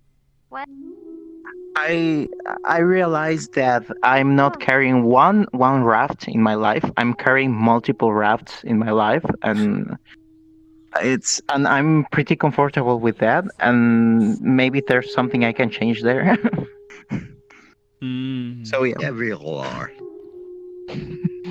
We have so many rats. Oh, guys, I have a question for you guys to ask now I'm here, because I tend to record these videos and put them still on YouTube, still in a hidden link, so only the people that see the link on Discord can watch them. But I've been thinking about making some parts publicly to maybe get an audience. I've been talking with Senke about it, so there are 2 ways I could do it. I could record it 2 times, like uploading it 2 times, but where I only cut the part of the session, so it's purely strict about the session. That might be, if you guys are, for example, bothered about some of the stuff that might be talked about during the cafe, and you don't want to be hurt by potential strangers on YouTube. Or I can just make the videos publicly on their whole, if no one would mind that, but that's for you guys to decide. Casper, I think any decision to keep doing it, then someone might get surprised. So I think if you're going to be sharing them publicly, you got to check with people every time, because I think everyone in the video. I think what might be a good idea, and this is just off the top of my head, if there's a section of a video that you really thought was or anyone had a section of a session, like one little discussion or one question, then you could just take that clip and just upload it on its own or something. Well, otherwise, if you ask the people in the clip who spoke, are they happy if their comments? If you perhaps asked at the end of a session on the Discord, is there something that you thought was really good that we could upload? Something like that, yeah. Well, that's because otherwise I was going to make it so only the session with Senke would go publicly and the rest would stay private, so only the people in the Discord group can watch the whole clip. Sebas has something to say? a lot of time, I guess. No, sorry, I just wanted to say to Casper that if it's by me, it's okay to put anything you want on YouTube, so I have no problem. I do Maybe try to hide the name tags all the time, so only there are not the name tags all over the place. Okay. I can hear it because I tried to hear it to them. Wait. I know it might be tedious, but usually it's always a professional kind of practice to just mention it every time, like, I'll be recording this session, and then just so that people know what's going on. I'm gonna go over here too. True. You can sit there if you want. I just felt I'm still kind of bending. lonely over there. There's just one chair. You can sit there if you want. Casper, maybe the details of this, you could have a channel on our Discord. So some people will just say, always fine with me. And then when people have said stuff, you maybe have a way to check if that's okay for them. Well, I don't know if everyone that's following the meditation sessions all have the subscribe to the Discord server of Senke's. Because there might be still a few. That's why I hide the suggested names in it your might just be videos. better to announce it in the room, because then everyone present, they're the relevant people that should be concerned, since they're going to be recorded. It makes it a lot easier too, I think. I don't think it's that tedious though. It's just a matter of just announcing one sentence, and then it's all good. Malka, what do you do with the recordings from the session? I post them on my YouTube, but you cannot see the names usually because there is special filter in this program that allows you to hide the name. It's called UE interface. There is 2 of those. You can hide the names, and there is only avatars and people, or you can do the other option, and I forgot what about that other option, but it's existing. But yeah, I am streaming right now. I mean, but nobody watching, so don't worry. Are you streaming now? Cool. Oh. Well, I put it in my edit, and I asked Zenkai Senpai if it's okay, and he said yeah. But what I understood. I'm curious, a moment ago, before we talked about streaming, people were talking about carrying rafts. Anyone who wasn't there for that part of the class, like the idea that you're holding on to ways of thinking or being that are just a hassle rather than helping you. A raft can help you cross a river, but it doesn't help you cross a desert.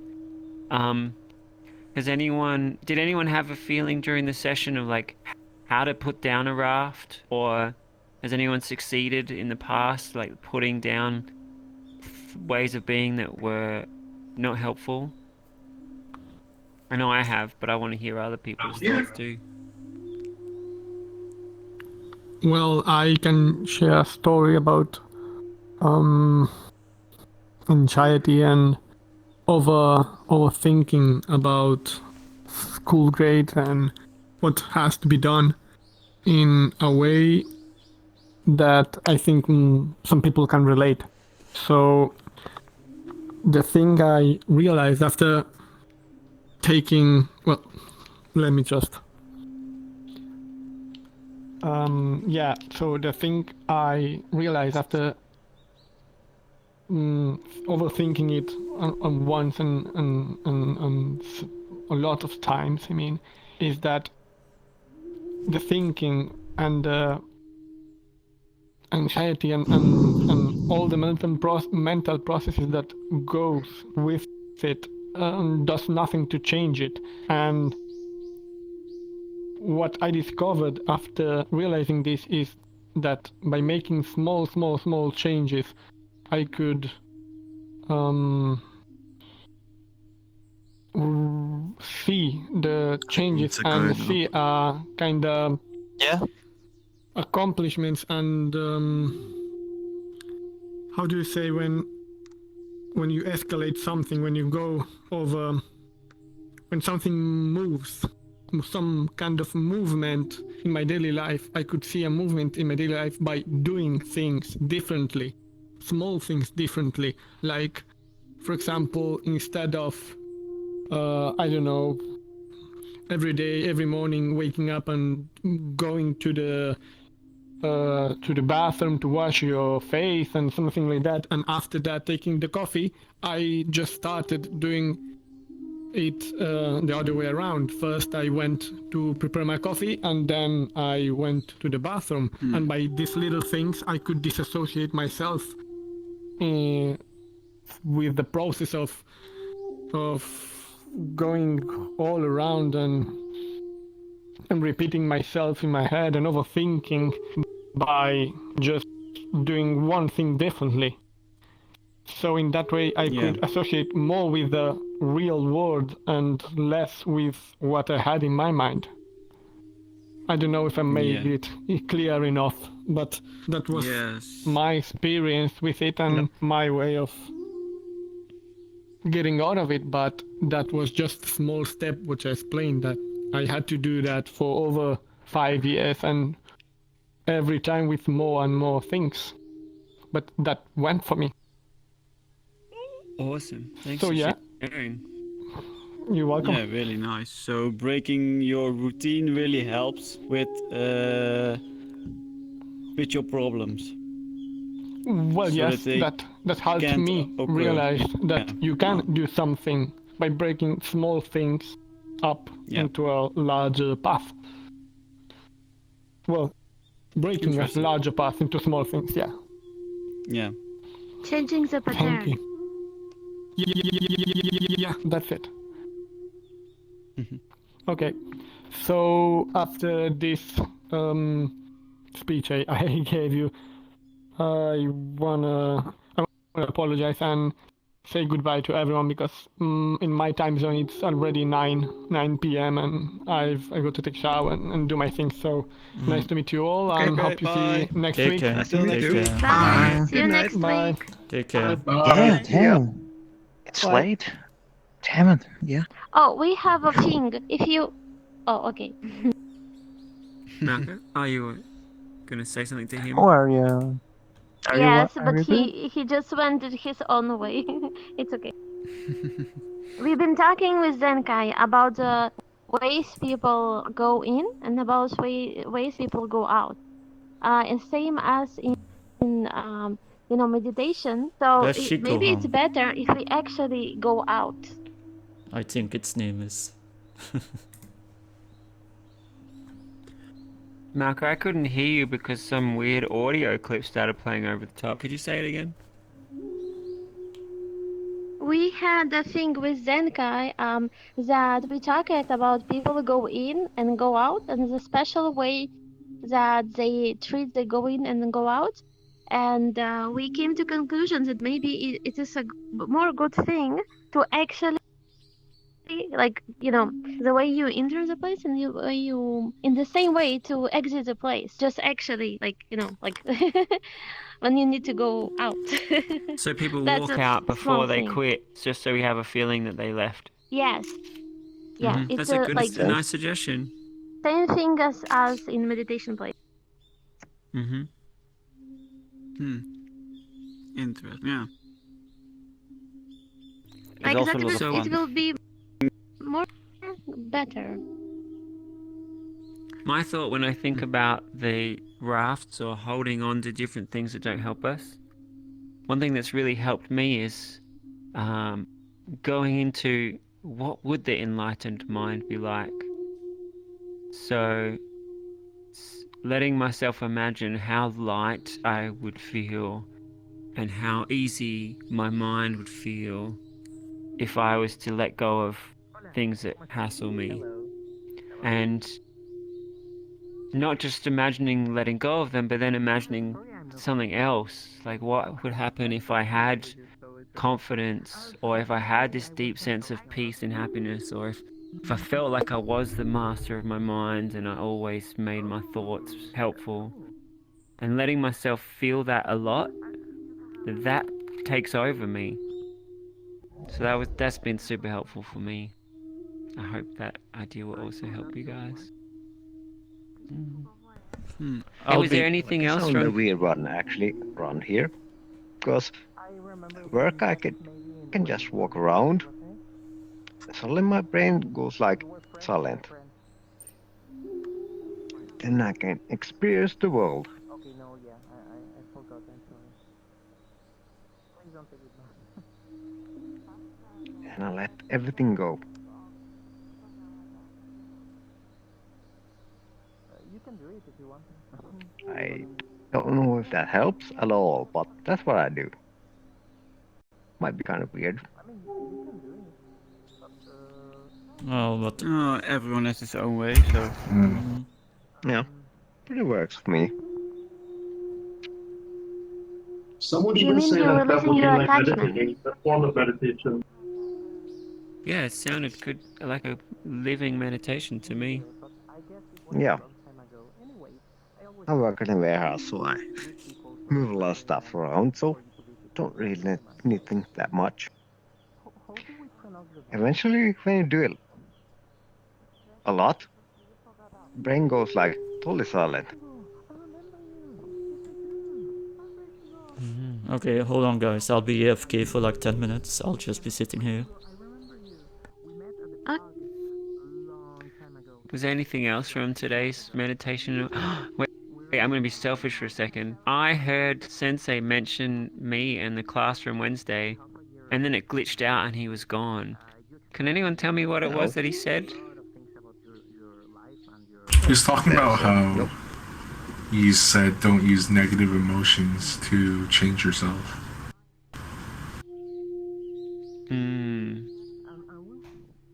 Yeah, I've experimented with it, and it always had side effects. I think it's much better to create with exactly what you want. I remember I watched... Sorry, Morgan. I thought you were done. Actually, I'll tell my story.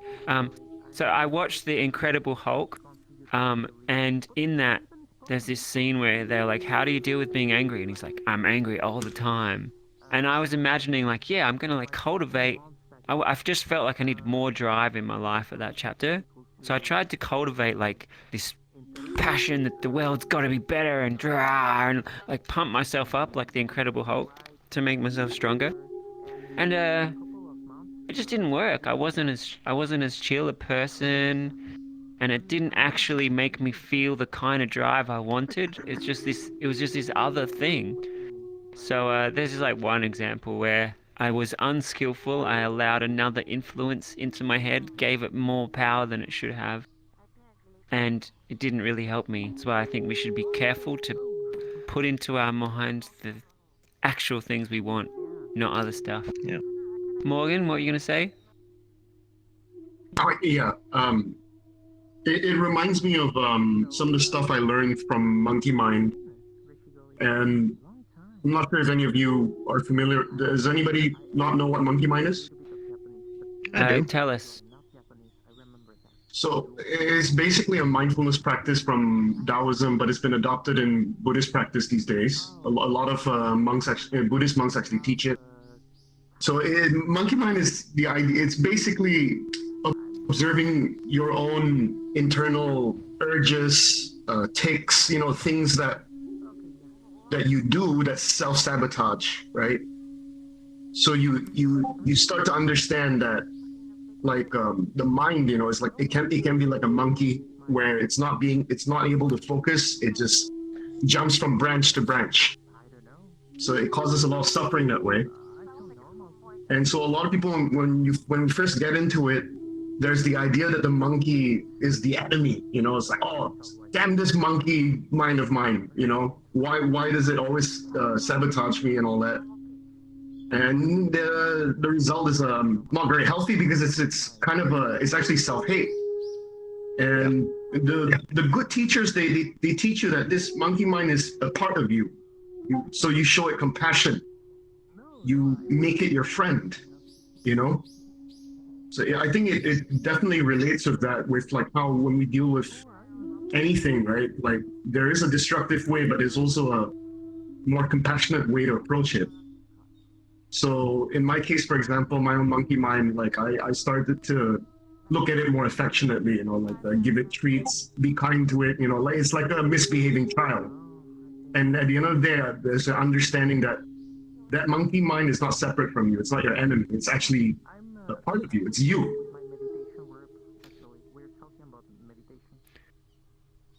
I mostly only observe my mind, see what it does. Eventually calms down, and we're good to go again. One thing I'm I noticed... been doing this for quite a long time, so... One thing I Hey, noticed... I was also going to say, so if anyone is interested in learning more about monkey mind, I highly recommend Mingyur Rinpoche, Mingyur. He's got a lot of good stuff on YouTube on that topic. We can watch it here if you want. This is YouTube here. One thing I wanted to say, if we're going to watch it, is just to be careful, because I went to many different meditation schools, and I found if people think a lot of their mind being this out of control monkey or some other metaphor, if I listened afterwards, what did people say? They were like, oh yeah, my mind was pretty wild, but I calmed it down a little bit. And then if I go to a group where they say, inside of us is this deep peace, and that your inner self is amazing, then after the meditation, people will be like, wow, I found this really great peace, and oh, it's amazing what's inside of me. So yes, when our mind is active, definitely be kind to it. But also, please be very careful about what ideas do you allow to think about yourself.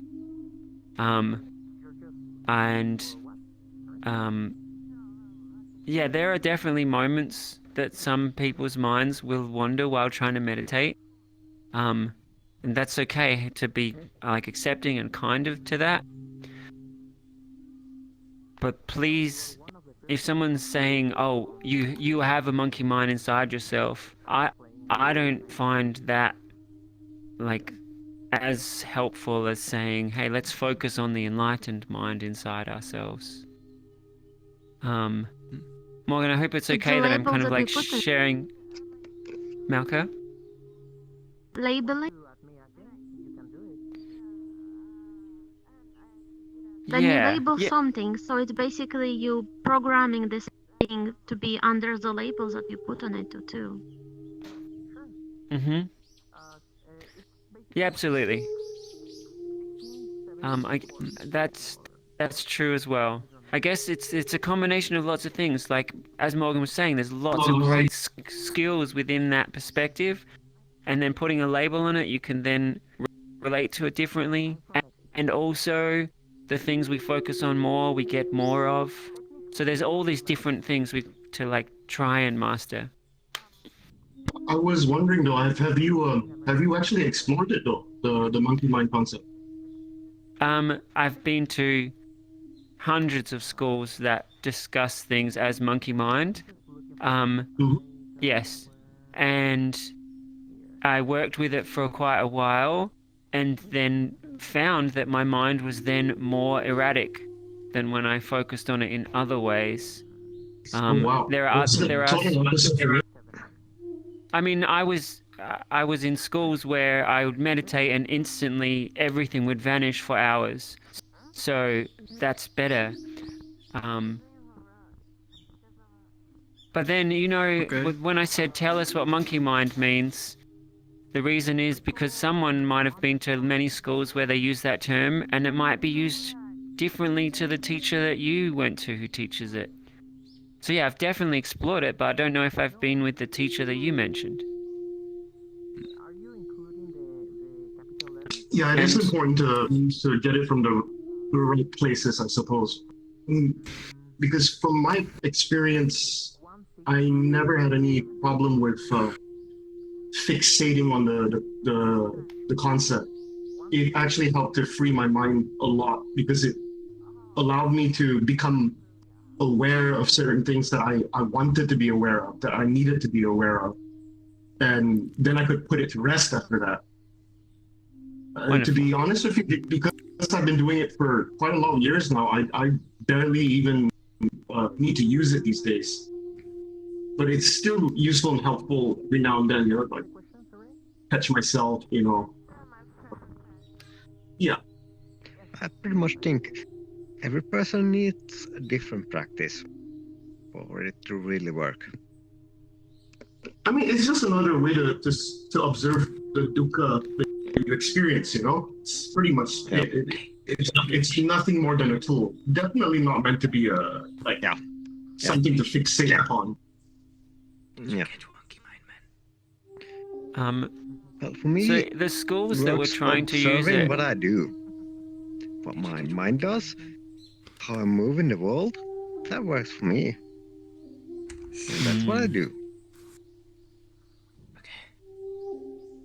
Hey guys, I'm gonna get going. See you later. So. Bye. Bye bye. Goodbye. Bye. See you next week. Till next week. I'm gonna walk away. Good job. Where are you going? The way we come, the way we go. Zenke say, I remember him been saying that there is many ways to enlightenment. So maybe that's one of the things that you're talking about. To one person, it's actually suits to listen about his monkey mind, and to other person, it suits more to listen about his divine mind. Yes. I mean, it's all of it for me. But that's why I mentioned Mingyur Rinpoche, because he's very, very safe and very very delightful Rinpoche, who makes it easy to understand without causing problems. So if you look it up, Mingyur Rinpoche, there's a 1 minute and 50-second video where he just basically just gives a very quick introduction about the concept.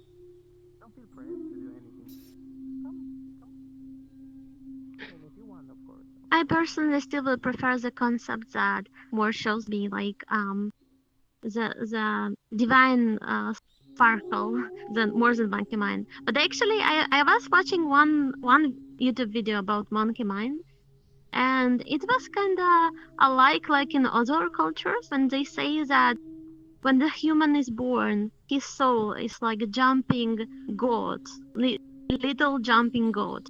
It's like, animal. So you need to catch the goat in order to, not let it fall to the cliff or something. So it's kind of like that. No? Oh, yeah.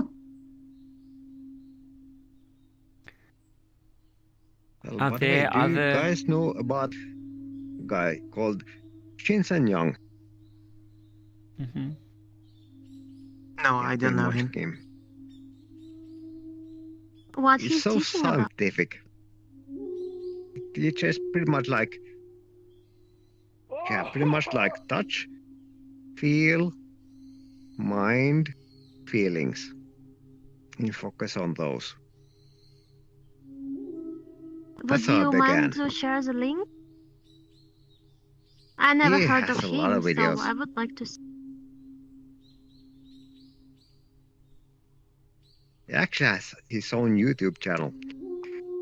Shin Young.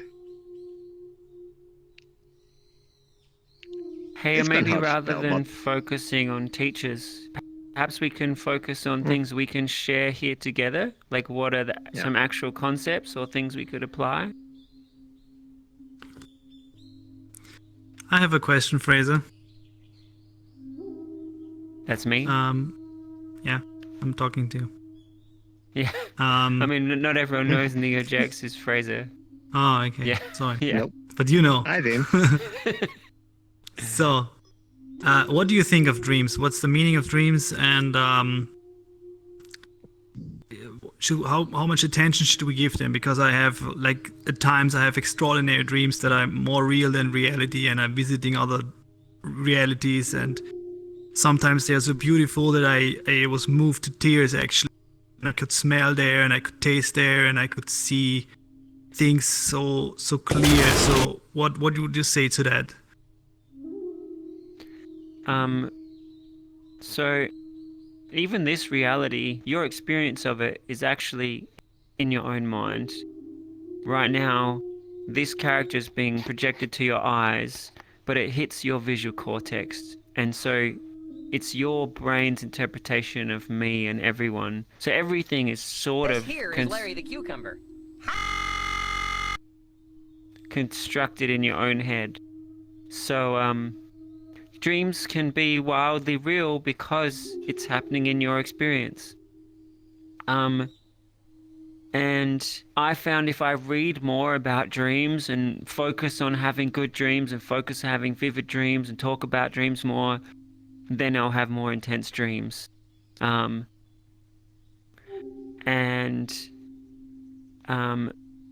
Actually last week we were discussing, is there meaning to dreams?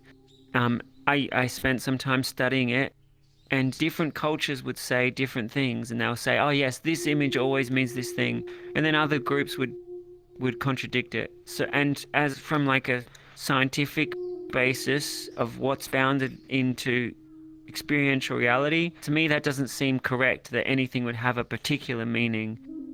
I mean, in your culture, maybe everybody talks about this thing and says it means something, so maybe to you it might mean something. But yeah, for each one of us, things only mean what they mean to us. If a book tells you the spiders mean wealth and that sounds ridiculous to you, then it's ridiculous. But maybe you're from a group where it means that. So yeah, I think it's your subconscious just making stuff happen, and some of it's interesting and beautiful and some of it's just babbling blah blah blah. I have definitely seen people when they say to themselves, I want to have a dream that's important. Sometimes they'll have a dream that really impacts them. So you can like feed your subconscious to give yourself amazing dreams, just the same as you can with meditation. If you're priming yourself that you'll have meditations that fill you with love, you'll have more loving meditations. Does that answer your question, or is there some other part of it you wanted to know about? No, I mean that also came to my mind. I just wanted to know what's your perspective on it, but that's it. Thank you. Great. Well, I've been doing lucid dreaming for past 15 years. Do you want to tell people what lucid dreams are? Means you're dreaming while you're dreaming. It's hard to do, but it's fun when it happens.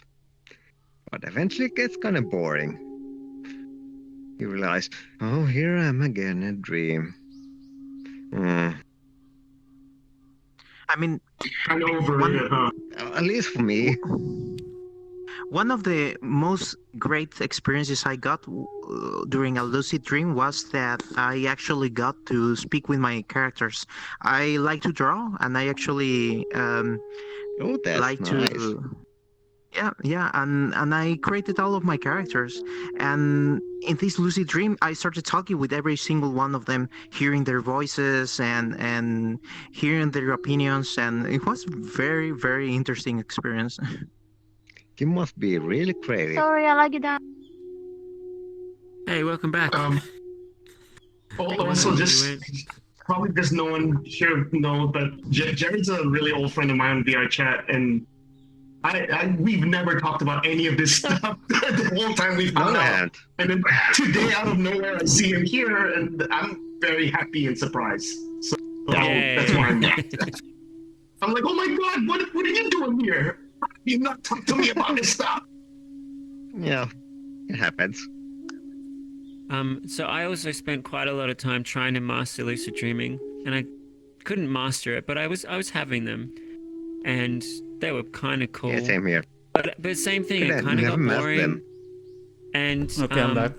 you know, since I said today about the Buddha taught to just focus on what's most helpful, and so for me now, I want to ask myself, how do I live to make the world wiser and more loving, and create the world that I want to create? And that's what I try to focus on with all my thoughts and philosophies and listenings and learnings. And apart from maybe priming yourself to have dreams that make you feel more loving or wise in the morning, I don't really see what else you can do with them. Yeah, pretty much lucid dreams are meant for fulfilling. It can be useful for dreams, shadow work. pretty much.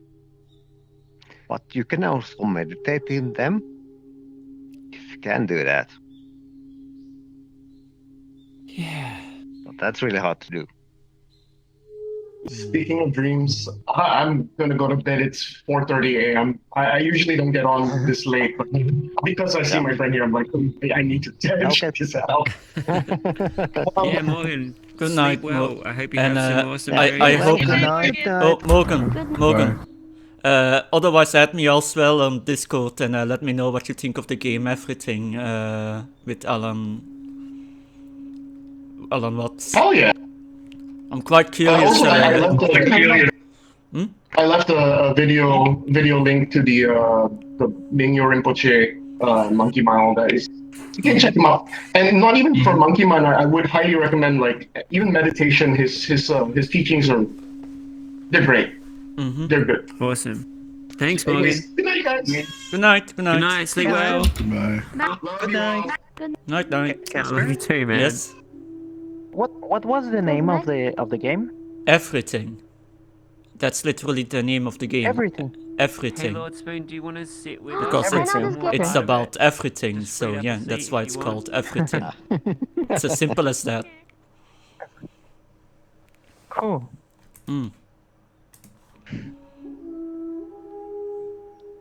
It's on I'm gonna Steam, play so yeah. I'm going to play it. I'm going to play it. Yeah. Quite curious I how think you I'm guys gonna gonna like go it. to sleep. It's getting late here, so. Mhm. Sorry. Night. Good night, Jared. Good night. Good night, everyone. Good night. See you next Bye. Monday. Good night. Bye bye. Hey, who here was today their first time? Yes. Yeah. Cool, welcome, Lord Spoon.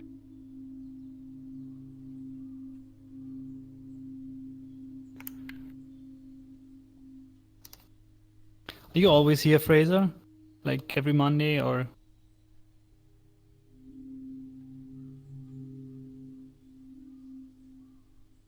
Well, Fraser? it's my first time here on this Monday, but most of the time I come usually at the end of the week. Monday sessions. Yeah. Sorry, I was muted. Yeah, I generally try to come to one of the Monday ones, but this is the morning for me, so normally I'll come to the later one. And the Wednesday Did you know there's now a Wednesday one that I run the session and the meditation? I know, but it's Sometime- really late for me. I think it's during the Oh, night. yeah, That's it's why like I never made it. 3 It's like a.m. 2 or o'clock, something. and yeah. Yeah. I was going to join Yeah, that one, but I just missed it. So maybe I'll show up probably next time. Awesome. Yeah, and we're thinking about putting on some more. Like, I share the Wednesday one with Emma. So we're thinking about putting on a session for me to put on, like, a class where it's just me, like... Yeah. Guys, I mean, the I only think I'm other- going to. I think I'm going to go. Sorry, for High five, Rico. High five. Nice to see you again. Bye bye. Thank you very much. Bye everyone. Bye bye. Ciao. Till the next. See you. You're gonna Bye. leave Shikohan See you later. Kosan behind? See you later. Bye. Bye bye. Hey, welcome back. So, Lord Spoon, were you here for the class of meditation, or did you just find us here in the cafe afterwards? Afterwards, I think. Oh, cool. So, this session this group was started by Zenke. He's a Buddhist teacher, and every week, twice on Mondays, he gives a class about our mind or attitudes to life, and then he'll do a meditation, so guiding us how to relax and find peace or feel more of the class. And then afterwards, he'll often bring people to the cafe to hang out, but he had to go today, so he just told us all to come here and hang out. Yeah. And everyone's welcome, so when you launch into this room, into this world, there's a poster right there that says like our Discord and the time schedule. If you ever want to like check it out, always welcome. Alright, thank you. Have you ever done any meditation or studied any philosophy or Buddhist philosophy? I'm not really, I don't know. Cool. Yeah, a lot of people who join us haven't ever done anything like that, but it's just nice to find other ways to like chill out or be happier or more confident. Yeah, sounds good.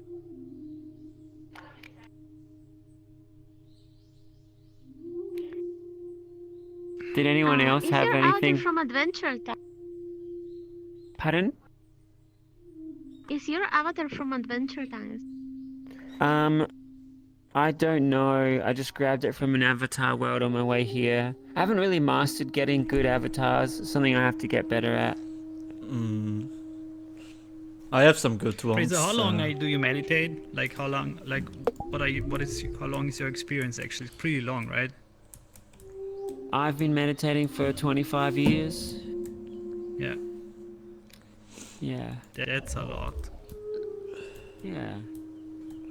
And like I sort of hinted at, I've gone into lots of different schools and learned a lot of different helpful things, but also had times where I let some other idea into my head that wasn't as helpful. So I've like gone through a lot of different perspectives and tried to be careful about, like sometimes something would get stuck in my head and I'd have to like for a year, I'd have to like try to create a better state of mind. So I've seen pitfalls, and I really care about learning the stuff that's as purely good as possible. Yeah. 'Cause something can, You know, like the raft, something can be helpful, but actually ultimately it's not that helpful. So then like you have to let it go. Yeah. Yeah. Over the last year, for me, it became more and more clear actually that what really matters is just love and compassion. That's what it is. And the more you cultivate that, the better all the other things are becoming actually. So that's at least what it feels for me. Has everyone here practiced kindness meditation or compassion meditation? On a daily basis for my anxiety. Awesome. Well, how do you do that? There's a few ways, but generally it starts with like think of one of your best friends and just for a minute or two think about how you want them to be happy and how you care about them. If you do that every day for like a minute or two, like focusing on the love feels better. And then it starts to feel really nice. And Why? don't Shadow, you wanted to say something? Okay, I'm going to keep going. So if you're with a group of people who meditate a lot, they might say do it more than a couple minutes, but I'm giving you like the easy way to get started. So you just practice that feeling of like feeling really good about your friends. And then you're like, hey, I've grown this feeling of kindness in me. And then you could think about what would it be like to send this nice feeling of kindness out to everyone I know. And that can feel really good. Malka? Tonglen meditation. Yeah. Yeah, Tonglen is another name for compassion or metta meditation or kindness meditation. Oh, actually, and then there's Malka just said Tonglen is a like subtle variation where people will think about hard times people are going through and just wish they could take the hard times away and send love instead. And then other people will imagine like feeling love and kindness for the butterflies and the kittens and like feeling love for everyone. Maybe you might have had people who were mean to you or bad to you, and it might be hard to imagine sending love to them. But after you've spent a month every day just growing the feeling of love and you like meditate on the love, you're like, it feels so nice to care for all the people. And then once that gets big enough, you can even think about people who've hurt you and send love to them, and it transforms in you that when you think of them, you then feel warmth and kindness, so that you just feel love all the time. So it's this practice of growing the love and letting it fill you up and sending it out to everybody. And yeah, in the sessions here, sometimes we guide those sessions. So rather than me just telling you the idea, I'd be like, take some deep breaths. Now think of your best friend. And now feel the love you have. And then I'll just be quiet for like a minute while you just feel the love. And then I'll add like another idea. So like guiding yourself into feeling it stronger is really beautiful. Yeah, that's really cool. Thanks for asking. Yeah. Hey Casper, I wanted to share a thought that I had. I was thinking about sharing this with you privately, but I feel like now's a good time. Years ago, I started hanging out with people who had a lot of anxiety or seeing a therapist or taking medication. After I'd had a really intense experience. I'd been chased through the streets at night and had my life threatened and had some really super weird people in my life that had kind of freaked me out. And I'd gone into this deep sense of pain, and for quite a while I kept talking about it. I wanted to understand, I wanted people to understand me, and it became this bigger part of my life. And then eventually I was just like, I'm over this. I didn't used to talk like this or think like this. Luckily for me, I didn't grow up with it.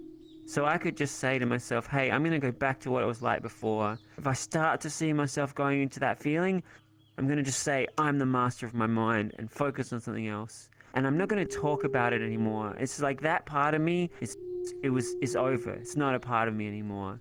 And it required some like intense strength. But I decided to just focus on other stuff. And it's not part of my life or myself at all anymore. And I'm saying it because I noticed that you mention it a lot. And I just want to give you the idea of like giving this enlightened part of you, this easygoing, at peace part of you, give it more of a chance, give it more of a space. So, you know, when you say you do kindness meditation every day, if you were just to describe it as, hey, I do kindness meditation every day and it makes me feel good, just saying that enough times compared to saying you do it for anxiety is going to shift you more into just feeling good. And the same is true for all of us. We might not have anxiety, we might not have super hard things, but if we watch the way we talk about ourselves, we can shape it to make it even happier and easier and more beautiful. So Casper, I hope it's okay that I mention that directly to you. I mean, you talk about it Oh openly yeah, a lot, yeah, so yeah. I thought Sorry, it'd be okay I was to making address it openly. I was making a quick decaf, but yeah, I heard about anxiety. No issue. I'm an open book. Oh, Yeah. did you hear what I was saying? Because the whole thing was me saying something for you. Well, sorry about that. I was making a decaf, so I heard a little bit about anxiety and stuff like that.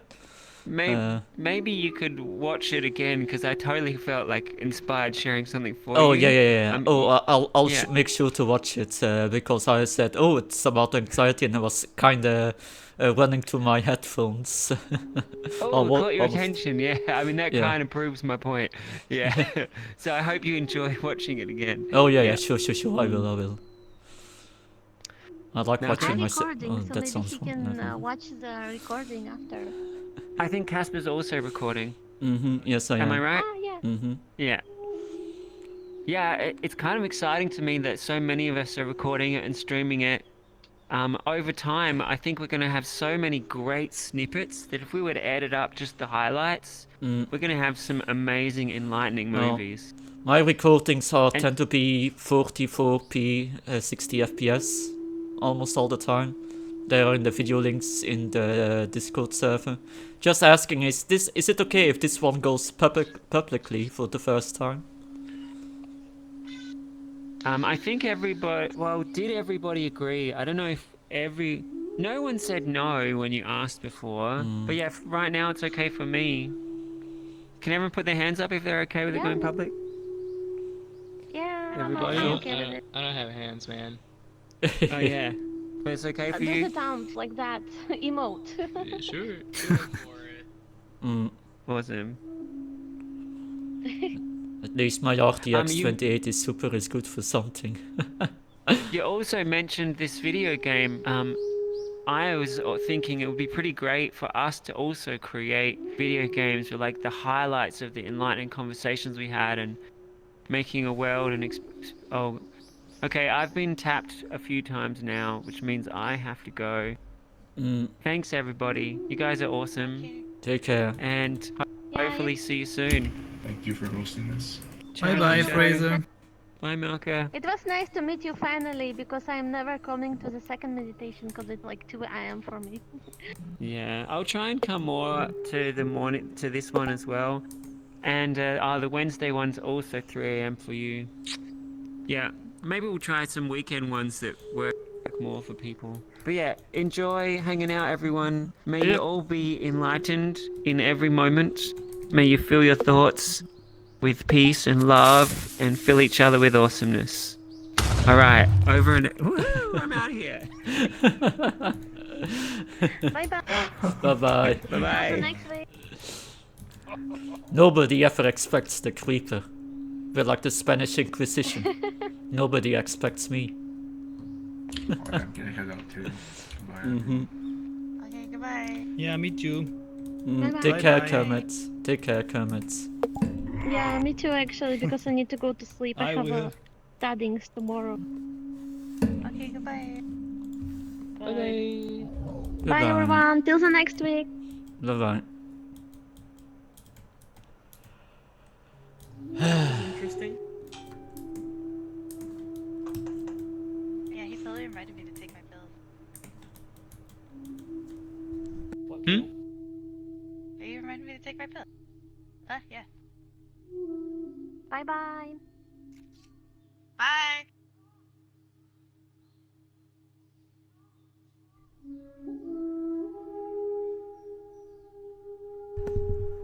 Well, hello there, Ron Weasley. Of course. It's VR chat after all, why am I not surprised?